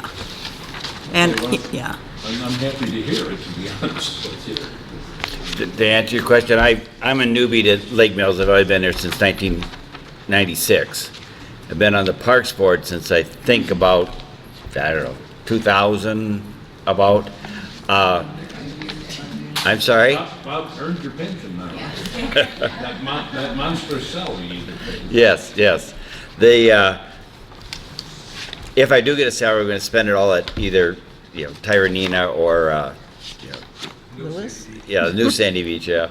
Seems like a good event. Yes, but to answer your question, yes, these discussions have been made regarding policing, regarding safety, over the years that I've been here. They seem to be getting more and more in the last few years. And I've witnessed drug dealing in the Century parking lot during, farmers markets. And I called it in and I named the places. Wrong kind of vegetable. What's that? Wrong kind of vegetable. Well, but my understanding, that person was arrested. And so it does help to call. It does, be vigilant. I'm sorry that someone said that they're afraid to call, but I can understand that too. So we. Oh wait. Yeah, I remember lifeguards. I mean, we used to have lifeguards. Yep. Kids down there, they're not just. Yeah. So those we're catching these comments, and that is something that is going to be something for the citizens of Lake Mills and City Council. So thank you for that comment. In the gatehouse, and they can't even stop the people that bring dogs in. And Right, they've got right, big dogs, right. and No, those are. Thank you for these comments. So yes, Mike, is it? I sign with Yep. I don't know whose jurisdiction the vote lives. I mean, we pay rent to the city, I think, and then but you were talking about placing them. Anyways, my question is, I live on B level. So by the letter we received, we're gonna be without a place for our trailers for a period of 1 year.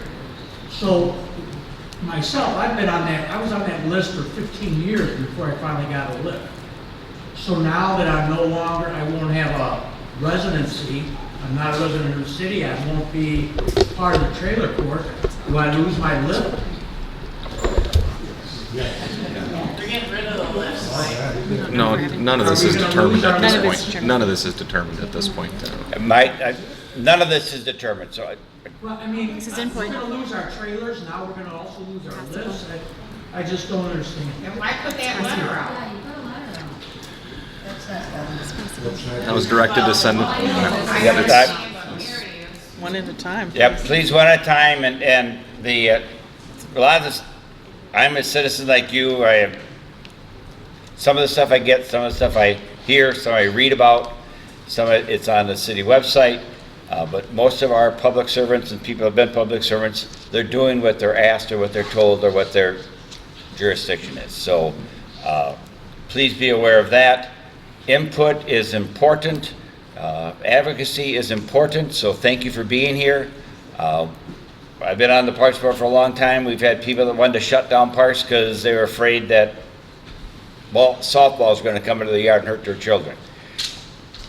It's all a balance. And so we're thanking you for your input, and we can entertain and try to answer some questions if that works for... Can I ask a question? Absolutely, you just did. Yes, you may. Please, ask your question, Jacob. Okay, so this is one of the most... One comment, please, one comment. So one of the most common statements we got tonight is people miss the sandbar, which we got applause, and people love the idea of a restaurant on the beach. One of the things we're trying to define is what is a restaurant. So is it an air-conditioned space? Is it a permanent hamburger stand, kind of like Memorial Union Terrace? Is it a food truck? Is it a beverage truck? Do we want to serve alcohol? Do we not want to serve alcohol? What is the restaurant that we're envisioning? Just like the Sandbar. Exactly like Sandbar. The exact. It was before my time, but it looks. I'll go. It doesn't have to be a super fancy place. So it's Like there's that sunset. yes, yes. And they're even bigger than the Sandbar was. Is that the predominant? Like we're not just looking for a. I got to respect Dave, who is recording this and trying to get all this in, so we want to have this documented. So I understand the passion. I thank you for the passion. But please, for Dave, helping our colleague and our city servant, please come up and speak to the mic. Please. Come on. Please. Come on. That's. I was just going to comment. I think that there were two proposals at one time that were presented to the city council. One was for a facility very much like a Sandbar, and the other was for a two-story kind of an event center. And I know that both parties had presented detailed plans and proposals for those. So those, I would think, should be historically preserved, you know, from a couple of years ago. They're available on city council meetings. Okay, so. yeah. Thank you. If anybody does have questions on where to find these things too, please remember, I'm here, I'm a city employee. Please let me know if someone is uncomfortable or doesn't know how to navigate some of these things or can't find something. That's what I'm here for. So please let me know. I'm here to assist you as well. There are things that I am directed to do, but I am still here to help and assist you and inform you as much as possible. To some of the comments from the board members, there are some questions that I have too that I do not have answers yet. That is the purpose of meetings like this, to help define that. But I just want you guys to know that is why I am here. Please use the resources that are available to you as residents. I am a resource, so please reach out. I am here to help you as much as I can. So I just want to make that known tonight too. Thank you, Eric. Did you ask what the restaurant should be like? Is that what you opened the So floor up my to? question was, when people say restaurant, are they strictly talking about a sandwich? Are they talking about servers? Are they talking about an insulated building? Sure. Heating, air conditioning, patio? I mean, obviously, we want to be as fiscally responsible as humanly possible. Right. But we also want to satisfy the needs of the Yeah. community. Well, I was involved with one of the parties that put a proposal in the first time. And the city council didn't do anything they said they were going to do. They said they would interview us after the fact. They never interviewed us after the fact. They said they'd have follow-up meetings with us. They didn't do that. They basically didn't do anything after the fact. So, and then they put out another RFP, I think. So, I mean, they don't have to accept RFPs. I fully understand that. I put a lot of RFPs in my career, in my lifetime, proposals, things like that. So I understand that. Anyway, but when we were there, just if you're bringing up the question, we went and interviewed John Herring, who ran the Sandbar for like 20 years, and or 18 or something like that. And John basically said, you know, there's only 5 months of revenue there, and you know, you got 20% in July, 20% in June, 20% in July, 20% in August. That's, you know, 60 or whatever, whatever it is. The other two outlying months were half of each one of these months, right? Told us what his biggest weekends were, everything. I mean, this city should have gone to John and asked John that stuff before they went through with the design. He's a restaurateur. He's got, you know, he's got the bowling alley. He's got a place on Ray Lipwood. Okay, fine. All right, I understand. All I'm saying is he knows what he's doing, right? It's not, and you know, he said it was very difficult and things like that, and so there was only a certain amount of revenue, and whatever gets done there should be based on that amount of revenue, not pretending it's going to, you know, draw a crowd to a frozen beach on a dead-end road in January or February. I mean, that's just a ridiculous concept. So to me, it should be like a glorified concession stand. Have a great patio, serve drinks, have covering over the patio and things like that. But really, as far as the service is concerned, like a really glorified concession stand, which is what John said. So I'm visualizing the Memorial Union Terrace in Madison, that broad stand they sell tap beer. Way less than that. Yeah, way less. I mean, for the revenue, it should mostly be outdoor seating. And for the season, it should mostly be outdoor seating. The building shouldn't be that big. When people say the sandbar, I mean, it didn't seat very many people inside. It didn't seat very many people at the bar. But it's sat quite a few people outside. And when you look at the revenue, it doesn't support a $4 million building or something like that. Like Sunset, if you want to. So that's it. I just wanted to say, and John Herring also said this is a basket place. They've tried other things here. People before him tried to make it upscale, tried to make it this. He said this is, basically a basket place, meaning, a burger in a basket, a chicken sandwich in a basket, a salad, those kind of things is what he said was successful. So I'm just letting you know what, we knew from the first, as long as you ask the question.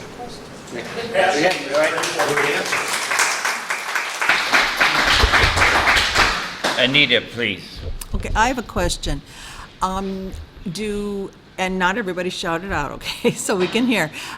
When you think about having a restaurant down there, are you thinking it needs to be air conditioned? Or just have, ceiling fans? Question. Raise your hand, okay, if you think air conditioned. Yeah. It's part of it. Okay, so, all right, thank you. It does need indoor. Like, it had room for like 75 people. Yeah. Did it really? Max. It wasn't huge, but I mean, it was a big bar and Big bar. tables on the outskirts. Actually, my husband held a managers meeting down there in their restaurant part, and he had 35 managers, and John fed them a breakfast. They did projections on the screen, they did meetings, and then he fed them lunch and then a happy hour. So it was nicely proportioned for the space that was there. Thank you. I can't hear what's being said. I'd be the traffic officer here, so Greg, please. It's just one quick follow-up. I heard a lot of comments about drugs and drug dealing, and that nothing gets done. I was living in Chicago in 2014. My father got sick. I was spending a lot of time back in the area. I grew up on the Mill Pond in the middle of Westlake Street, and I noticed a lot of odd traffic down at Bartles Beach at night. So I went down there and started taking down truck numbers, and of course I live in downtown Chicago. I know a drug deal when I see it. I just started taking down license plate numbers and vehicles and things like that, and provided the police department with that information. Nothing particularly happened. They were aware of it. There's kind of nothing they could do about it. It's public access, and they're trying to keep an eye on it. And it was frustrating. Our next door neighbors had 2 kids at the time. One was 7 and one was 11, and I thought they're not going to. They can't go to Bartles Beach alone anymore. So I called the Jefferson County Task Force, the Drug Task Force, and I just wanted to share that number because that place. This is the year I told them somebody was going to get hurt down there, and that was 2014. And a young man named Kevin Droster was found drowned, and he was in one of those trucks literally 2 days before I saw him.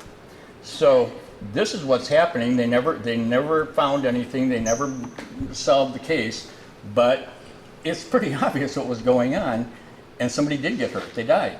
So the task force came over and cleaned it up, and they were literally gone within a month.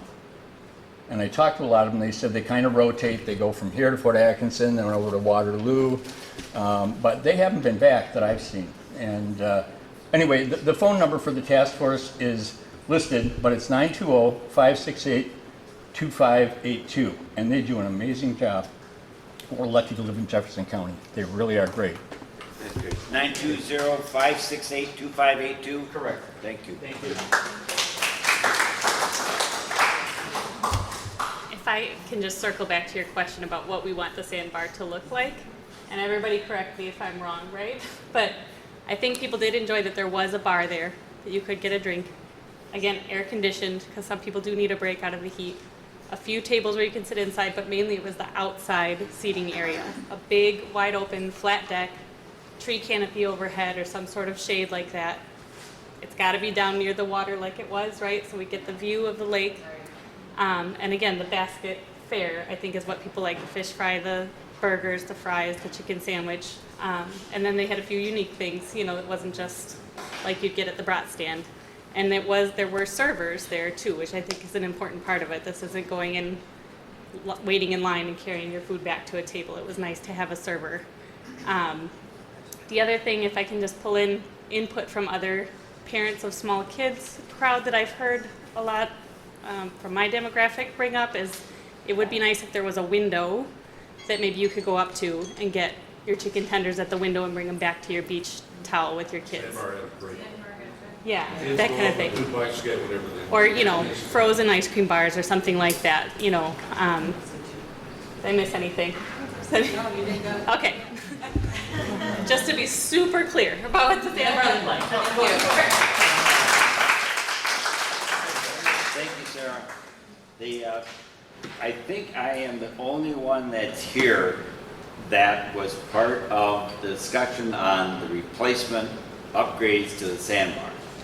And I don't know if anybody even on the city council was here when this stuff was going down. I've got pictures, they just came on my phone yesterday, of our last, you know, drink at the sandbar deck, and having beef stroganoff, you know, on Sunday. I'm not making this stuff up, right? That's real.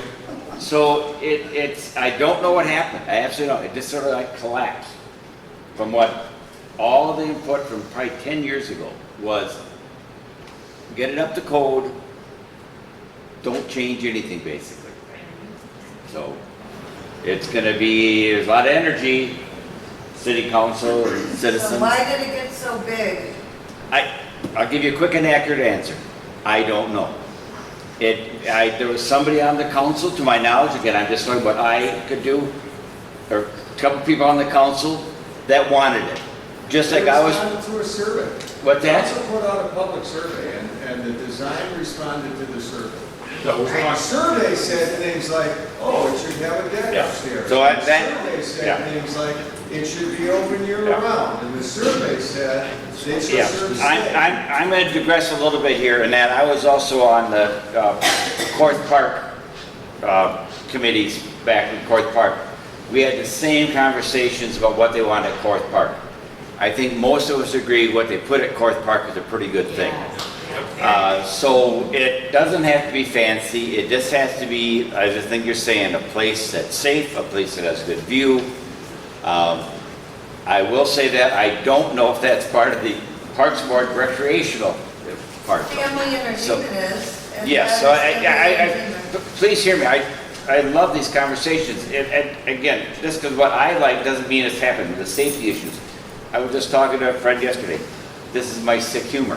I used to love to watch people launch their boats and then take their boats out when I was on the deck. That was entertainment. And so, but for safety, that's good. So the things that we have to, move forward. We have to be safe. And so, yes, I can feel your pain. Always the wife's fault. I didn't hear that. Probably a good thing. So in previous years, Pier 4 was a restaurant, and they tried to go year-round, but because of the insulation and the building, they couldn't heat it and keep it open. Now, if it were insulated, a smaller building, or even a little bit bigger than what John's talking about, and could be year-round, I think the community would support the extra place to eat and go out to eat. I mean, they had dinners, they had entertainment there. If you have the right person running it, the right family running it, you're going to attract the community. And that's what this whole thing, I think everybody in this community wants to see happen. And I think that the sandbar, or whatever that building is going to keep people coming and going from there and keep the drug dealers and whoever out, because there's going to be more eyes. The volleyball players, they hang around from 6 to 8:30. There's always people. There were kids from Watertown that would come over for volleyball leagues, and they would literally hide their glass bottles in the beach courts. And again, with bare feet and glass, it doesn't go. So I've called the police several times. They come up, they monitor it, they take care of the problem. They've been very good with it. The more we bring up, the more they see, the more people that are out there. Without the traffic going back and forth to the sandbar and only to the bowling alley, there aren't enough people there watching things like that. So I think a little bar, a little restaurant would do it. Again, if you build it a little bit bigger, it might some events and stuff will happen. But too big is not good. So I don't know if that's something we can put on our July agenda as a recommendation from the input for something, a replica of Sandy Beach, be put on our agenda and a recommendation from us. I miss it. I miss it a lot. I recommend you put it on as a recommendation. Yeah, so we can put that in, where it can go, because it's got to be the city council and the citizens of Lake Mills. Mary, you're going to make a comment? Well, I think we should discuss it at our next meeting. Yeah. I think the feedback has continued. All of the city council, I believe, have gotten feedback regarding the interest in, I was calling it food service and beverage, whatever that looks like. So I like the question around how do you define that? Because John is right. I believe, I wasn't on city council. I've only been on for a year. So I'm certain when you look at the history that a lot of the survey drove the very large, expensive, larger building, because the survey kind of pushed in that direction, but the business model and the citizens, then when they voted, couldn't support it. So we are back on grassroots a little bit regarding how do we provide service. So, By the way, traditional. The food truck thing, Sunday was the first time a food truck's been there the whole time. Last year, there was the little blue hut, she didn't come until 3. Crawfish had a food truck sit there all summer. They were there open maybe 5 times. The food trucks are just... They're not working. They're not working. They're really not. And it's been like that now for a couple of years. The food trucks just aren't working.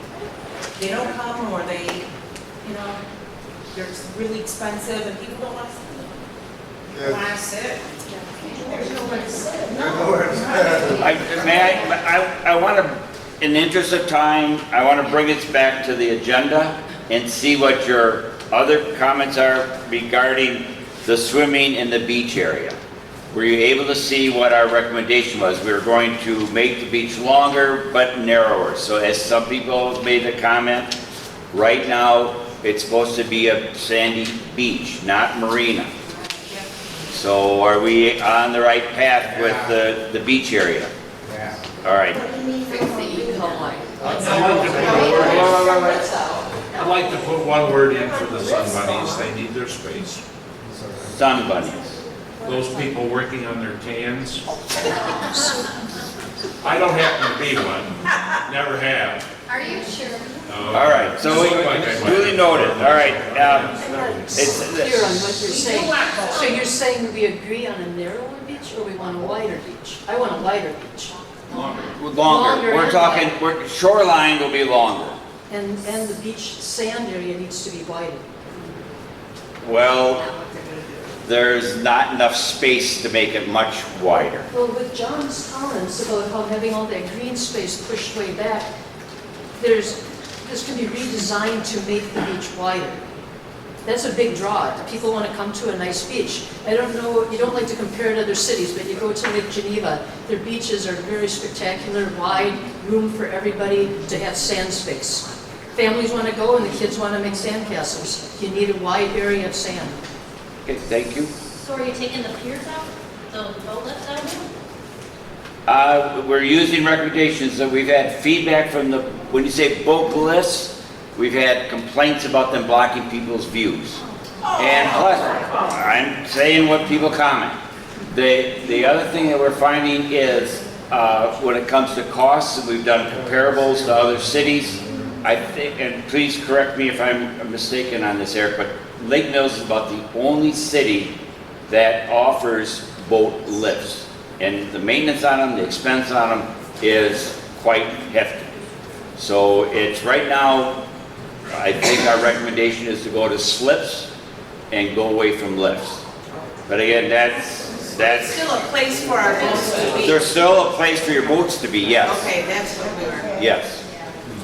Again, we as a Parks Board are not recommending taking things away.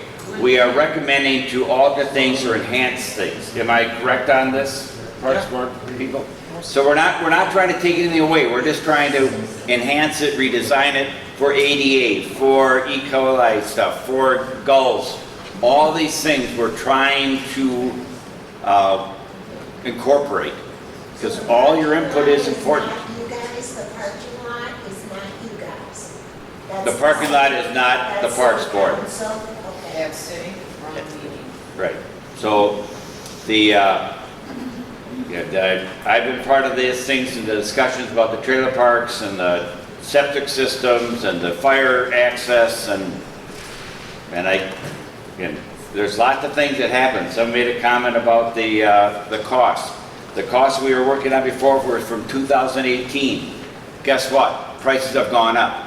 The prices that are listed now are 2025, but at the last minute we did comment that we have to inflation them if whatever project to 2030. It has to, the amount has to be added because it isn't to say whatever the price is now is not going to be the price in 2030. So yes, all those things we're trying to factor in. We are limited as to the beauty of the park. We have to preserve as many trees as possible. We have to preserve the indigenous assets that are down there. There's lots of things. Plus, we have to protect the citizenry. What would happen to the two big beautiful trees that are in front of the big shed?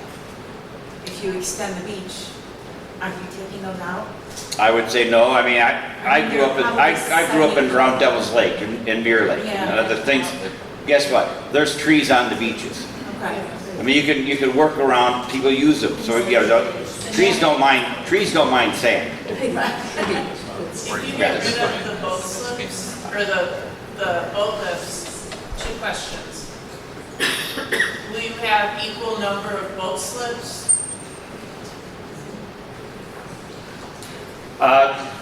That is a recommendation. Again, we're not taking anything away. Okay, and then. Where they are might be where is it under discussion. So. And if you get rid of boat lifts, that means that everybody who has shore stations and spent all the money on covers and that they will no longer be able to have covers for their boats. That is on the table. Pardon me? That is being discussed. Yes, John. Hey, I have a question. If you decide to take, Again, I'm asking, Can I say something? It's really important, you guys, that you come up here because there's going to be people listening to the tape. And they're going to go, we can't hear people, which is understandable, okay? Thank you. Thank you, Nita. Yes. Just a quick question, maybe suggestion. If you decide to take away the boat lifts with the covers, then those who complain about the view won't have that issue because the boats will be at water level in the piers. I would suggest adding a second row of boat slips farther out, because taking it from somebody who has to put their boat in and out of the water every week, I would gladly pay the price for a boat slip in the water. DNR regulates the number of slips that we are allowed, and we are at maximum capacity. We cannot add any more than we have. We can only reduce. So we're. Or keep. So I just, so we're at obviously, max. this is a public information meeting. I just want to share this with you. I was kind of surprised by myself. If you hop on Google Maps or Google Earth, you can zoom in on Sandy Beach. There's 900 feet of frontage. Roughly 45% of it is dedicated to boat lifts right now. Almost half. Almost half of the entire beach is for 26 boats. The way they're configured. The current configuration. So one of the things we're trying to work through is a continuous long beach, sandy area, is a very high priority. But we also have to figure out where to put 45% of the beach boats. I encourage everyone to get on your phone, look it up. There's 400 feet of shoreline dedicated to swimming. There's 400 feet of shoreline dedicated to 26 boat lifts. Well, back in the day, it was only one pier for boats, and it was came off in front of the bait shop. It went out, and then over, and then it would jutted back out and went over. So it was out deeper, but it still had all the lifts on it. So one of the things we're also working through is because when you go farther into the lake, the depth of the lake obviously has an effect, and you can't put boat lifts. No, I get that. Yeah. But what I'm saying is, it existed when I came here in the 70s, and then it was there, and that's how it was. There was just one pier with boats, and the water level was lower. And it Yeah. had the same amount of boats in the 70s? Yeah, so, yeah. Okay. They took, when the DNR said that we have to, they removed, when the city bought it, then they removed probably almost half of the list. But they were double, and it went out, and like it just jagged out, but it went out a little farther, kind of like Woodlands. Woodlands is, it's 2 rows, but it's out further. So, I mean, that could. The initial thought is we might go out further to accommodate the same amount of boats, which would give us a longer shoreline. It would accommodate the same amount of boats. We're trying our best not to take anything away. We would like to make Sandy Beach better. And seemingly the most important thing is the beach and the sandbar. We've learned. Redux. We've heard. Yes. Because you take away, because there's people who live on the lake that they used to do that. Take the afternoon cruise, beach their boats, come in and enjoy the sandbar. So, if you take away that spot of being able to beach your boat, you're going to lose that business. You're going to lose, people are going to pack their lunch because I can't beach my boat. Not to use the restaurant, not to mention. That's a very true statement. Like, we have lots of people that come over for volleyball, and when they play at 6 o'clock, they'll bring their pontoons over, they'll dock them on the shore, and then they'll come in and play volleyball, and then go to the sandbar. But without that there, so that is very true. Like, the local people that I think we need to start thinking about too, that use the beaches and the lake, should have some influence. So a committee would be great to hear from the citizens of the community, because that's very true. Thank you. Not to mention there's an emergency, real quick. Back to my safety. Yeah, I was just going to ask that question to Eric. I believe it was 5 years ago, I might have my timeline wrong, somebody lost their leg in a propeller accident on our lake. And when you don't have a place to pull that boat, they threw that kid in the boat and beelined to Sandy Beach Road. Or to Sandy Beach, excuse me. That's part of the reason in my presentation I put the blue light, because if somebody has an emergency and that blue light goes off at the launch, that means everybody who's putting in or taking out better move along, because there's an ambulance that is meeting a boat in that launch. And time is very crucial. So, 2 things. Eric, what is the process for having blue light emergency equipment down on the beaches? I wouldn't know. I'd have to consult Chief Schroeder. All right, so that's Mary? I think we should add it to our Sandy Beach improvement. We have a safety criteria category we've been kind of talking about. Yeah. I think we add it as a point of discussion. Yes, very much. I mean, infrastructure-wise, I do want to reassert too, this is still all conceptual for our infrastructure. Nothing is set in stone. If there's a recommended piece of infrastructure, yes, we have a limited footprint that we have to use, but where you place those things around drastically changes the use and the layout of it. So if something like that wants to be installed, it can be. Now is the appropriate time to discuss it. Yeah. And I mean, we're there. It is an option. Yeah. There's And- not a lot that's off the table at this point. Right. And to the issue, so to me, 2 things to add is one about the handicap parking for the golf carts and such, and we had that at the last meeting, somebody asked for that, so we definitely, yeah, so thank you. No, I'm kidding. And the issue of beaching on the beach itself, the boats. Lots of things going on. I don't want to put the DNR in the crosshairs, so to speak, but there's things when, I used to launch my boat down there, and, the power on and the power off, and, pushing the sand and all that sort of thing. And then when they do the drawdown, you couldn't launch your boat down there anymore. So there are some things for people bringing their boats up to the beach and then getting them off said beach without causing issues. So those are all things that we need to get input from you, but also from input. I mean, we don't have gas down there anymore either. Anywhere in the lake? Yeah, I mean, when I lived here, we had, could tootle up and fill your boat up, but not anymore. Good emergency thing. Yeah, The gas line is still there. I understand that. So, but thank you for that. Any other questions? Anita, No, I thought maybe they were going question? to, those people might say something in the back. The, again, the security at the beaches, who to call? It sounds like we're calling the city of Lake Mills Police Department? I'd consult Chief Schroeder on it. I mean, he may know more about it. Like, I know universities, it's very common there as well. Okay. So, And the issue that Eric just made up about the cookie cutter, we're trying to make it unique, but also accessible and not exclusive. The gas fire pits, can you speak to that, Eric, as to the gas fire pit? That was an idea, right? They aren't for certain? oh, no, absolutely not. Yeah, none of this is certain at all. Okay. I have a question. The beach used to close at 10, and the police would come around, make sure there was nobody on the beach. I've been So- kicked off that beach plenty of times when I was a kid. And What- pretend- What I would say is similar to my other comment that I stated, like, we work for you guys, our city staff. We work for the residency of Lake Mills. If you have a question or comment, please let us know. It sounds like a lot of the safety regulated ones are like actual issues. Please bring it up with our police department. We have a new CSO program. Maybe it's not working. Maybe there's feedback that you guys can give to them to make it better.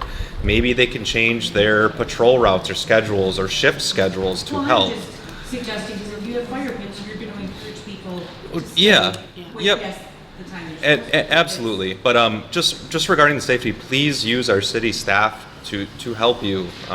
We're here to do the same. It may make our lives easier for you guys too. So please use our police department. They're a great group of people that it's not an inconvenience for people to reach out to us. It is truly one of the best parts of my job to work with people in the community. So please use your resources and contact city staff. So if I can make a comment, because I think it's important, when you mentioned the fire pits, one of our objectives that we talked about as a Parks Board was how do we create a park that is year-round utilized. We increase utilization in the winter. And so the ice rink was, Eric had shared some learning he had regarding the technology that exists where it's a freezer underneath. yeah, I don't so know if you there's, understand it, so that it makes a yeah. longer tenured. You can actually start as early as December and go through Yeah. March. You can keep a icy surface. And so we were brainstorming fire pits, or fire pit area was something that would gather more probably winter participants onto the beach, so people could gather around a fire pit. You could be ice skating. You'd have a warming shelter in the concession stand conceptually. So we were trying to, one of our objectives was how do we focus a lot on the summer, but we really have this beautiful park that we would love to have utilized all year round for our citizens and visitors. And so that's a little bit of it. You're making a very good point about extending the evening if you have fire pit access in the summer, but this had a little bit of a winter conversation going along with it also. And so thoughts along winter recreation, because we are focusing on recreation. Any other recreation ideas, winter or summer, is what we still are interested in your ideas on. Thank you, Mary. I have a question, Brandy, for Eric, and then we'll get to you, okay? Regarding the issue of the hazard horse on Bartles Beach, what is our response? That is a state of Wisconsin tether line for their water intake structure at the fish hatchery. I cannot touch that.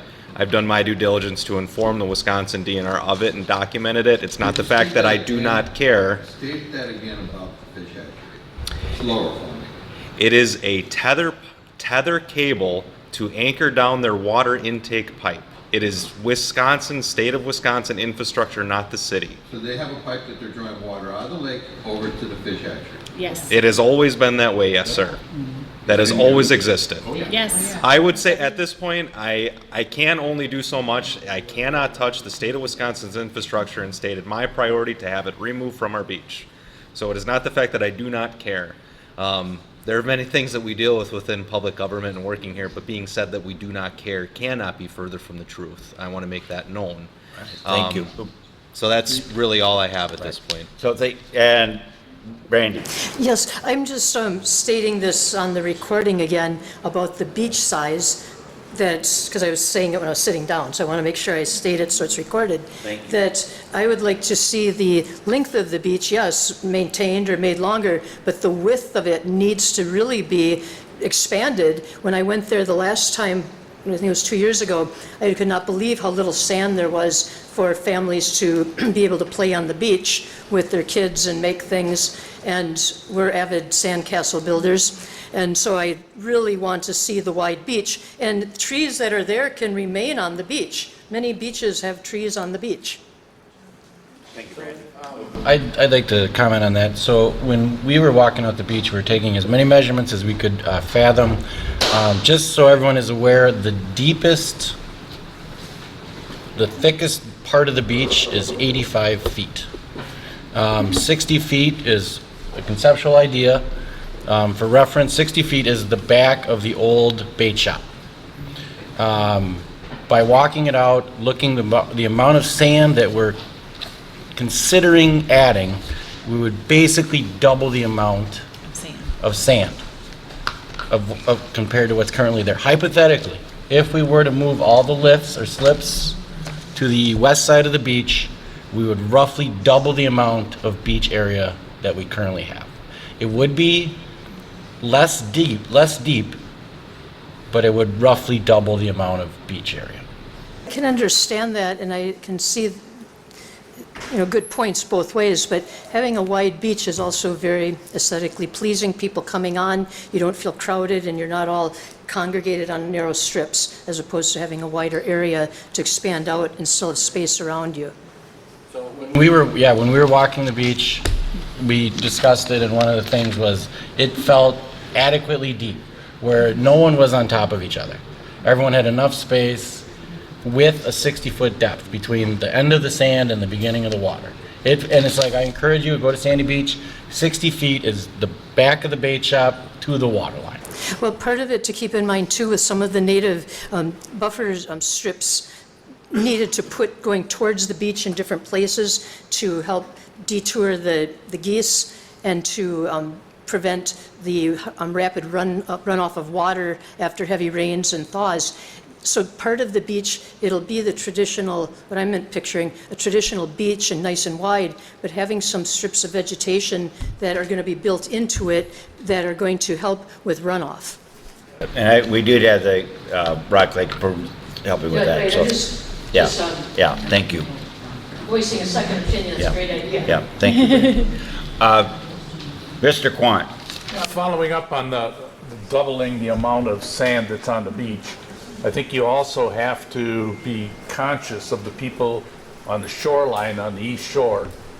That sand migrates.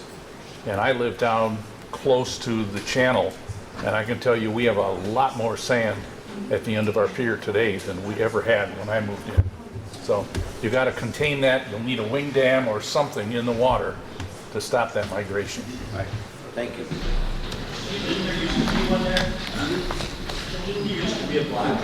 Thank you. Steve, Thanks for there's being a here. question. There's a question? There used to be a block there to hold the sand in. I remember that. Can you repeat the I question? don't remember that. So I want to get it recorded. I'm going to repeat the question. Did there used to be a wing dam or some sort of barrier that was between the east shore of Sandy Beach to mitigate or eliminate sand going down along the shoreline? I'm not quite sure. And I don't remember one, but I've only been here since 95. Yes, Steve. But one comment, please. One comment, please. Tim, can you make the comment that if people are going to discuss, they would have to leave? Yeah. If we could, if you're going to have a discussion, please use our beautiful hallway out here. Because again, Dave is going to try to record this, and it's extremely difficult for our citizens to listen to this if there's a chatter in the background. So thank you for that. Yes? So I know of one resident on the east shoreline that when they bought their home 20 years ago, they had 56 feet of pier.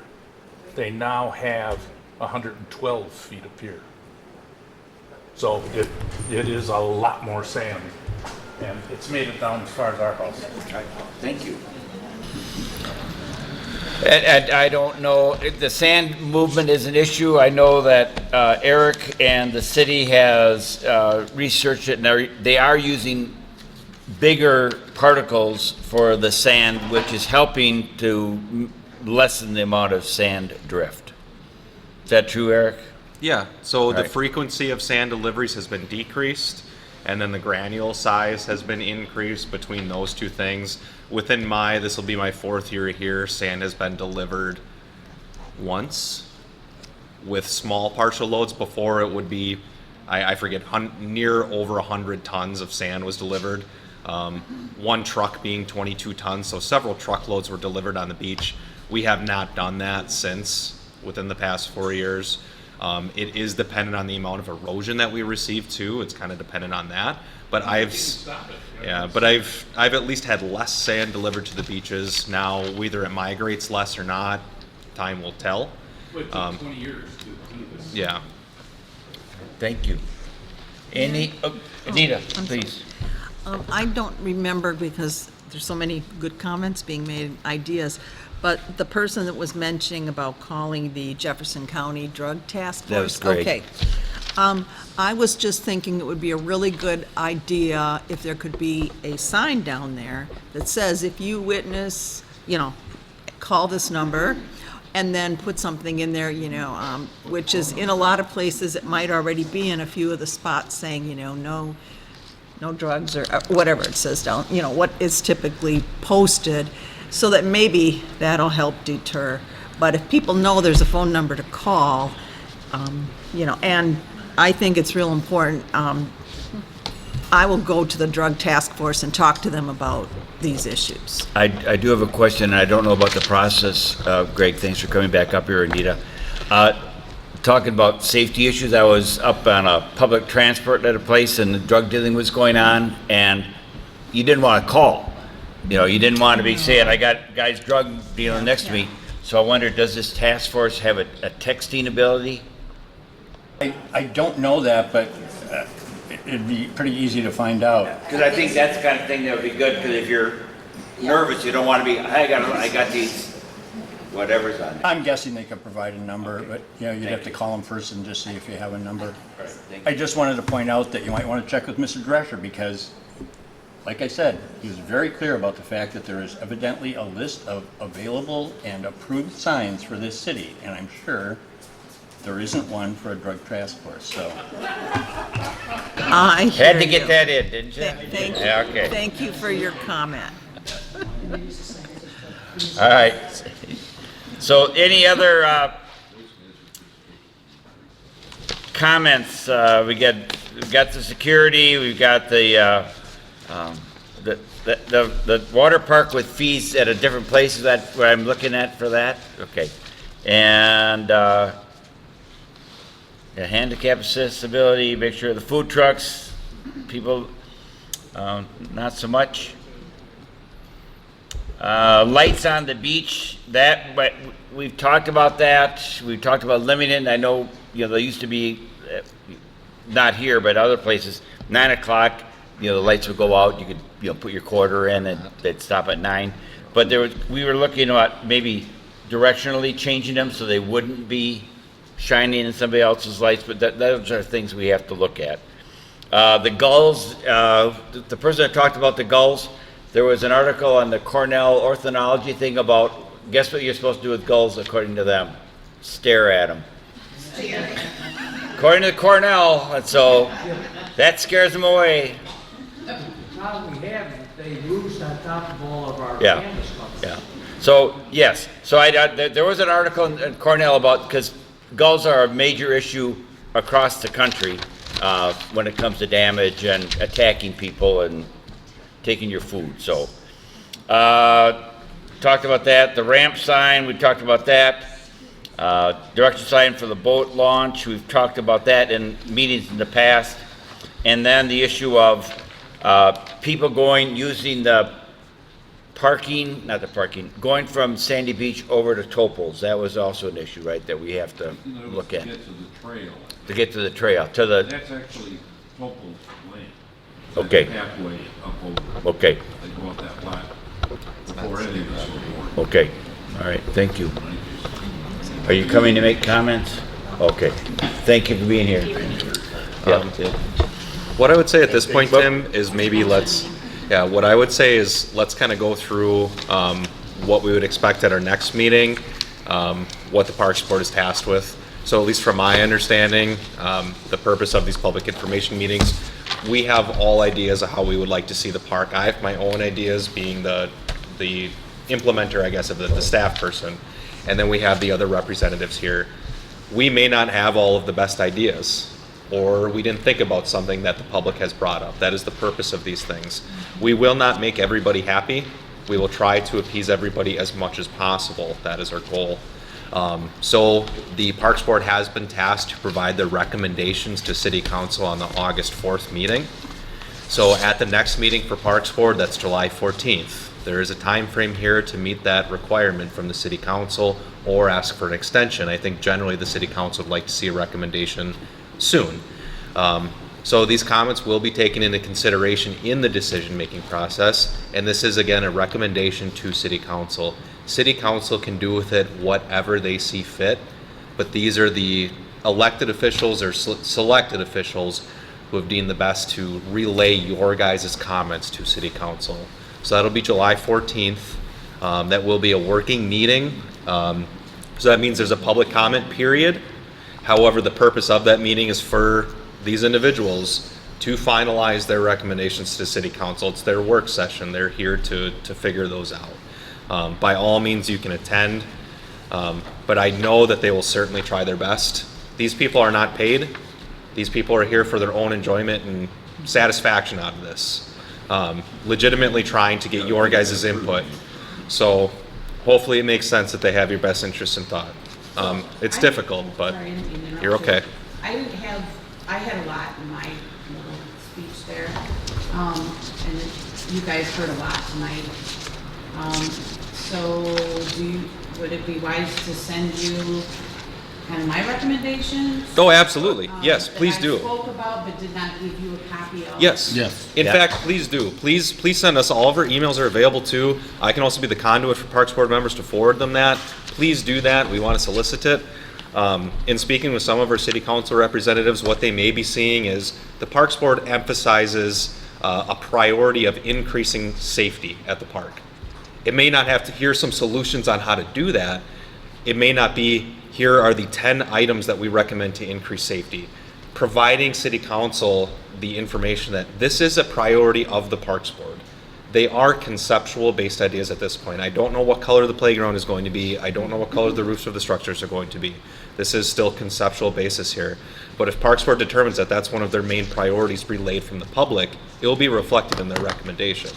So hopefully that makes sense on where we're at with this.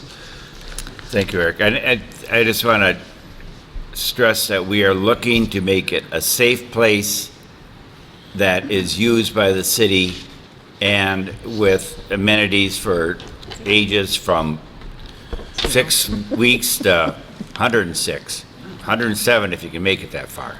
So it's, thank you for your input, thank you for your passion. I was lucky enough to grow up in a town called Baraboo, had beautiful places, and Lake Mills is right there with them, so don't want to lose it. Yes, Steve. Just a thought, I mean, you heard it from a few people that, you know, how can we get feedback to you?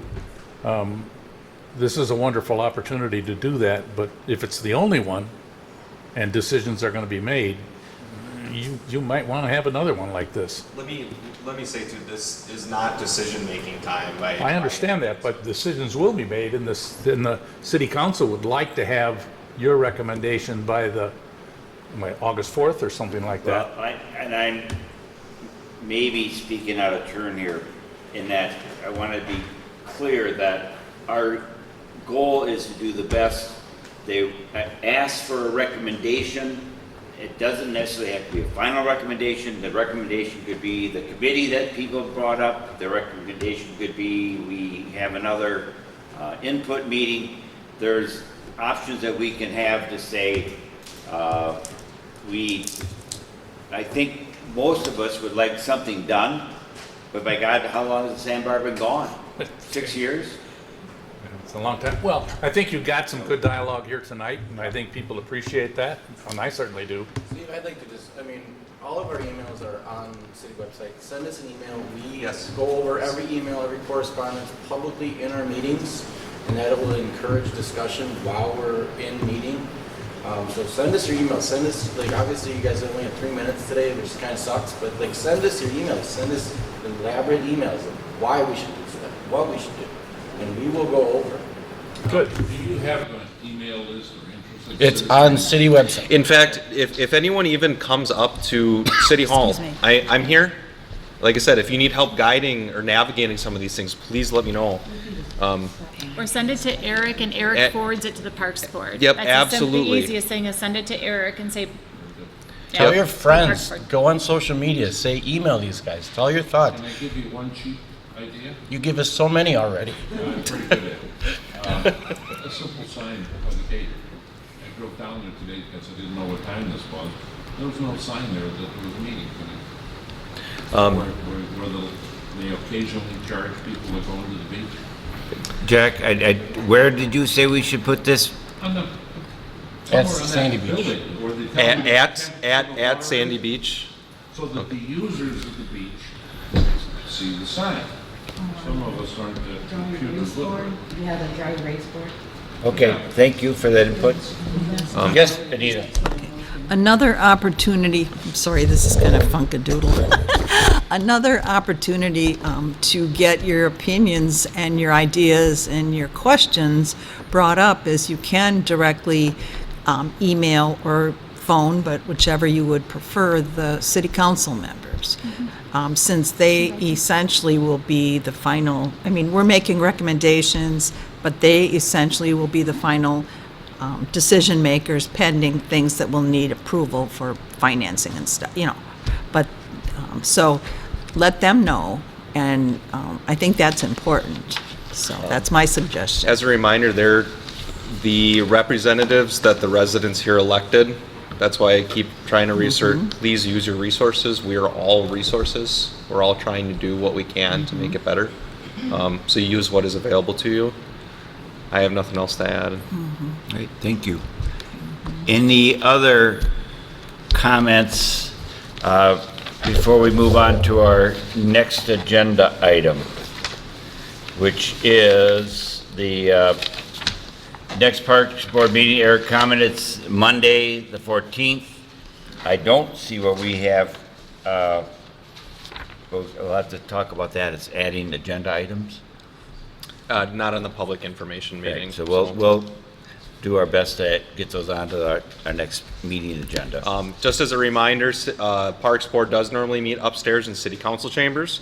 It's always the second Monday of the month at 5:30. For the purposes of this meeting, we held it in the community center, but it will be upstairs. Again, if there are questions, please reach out.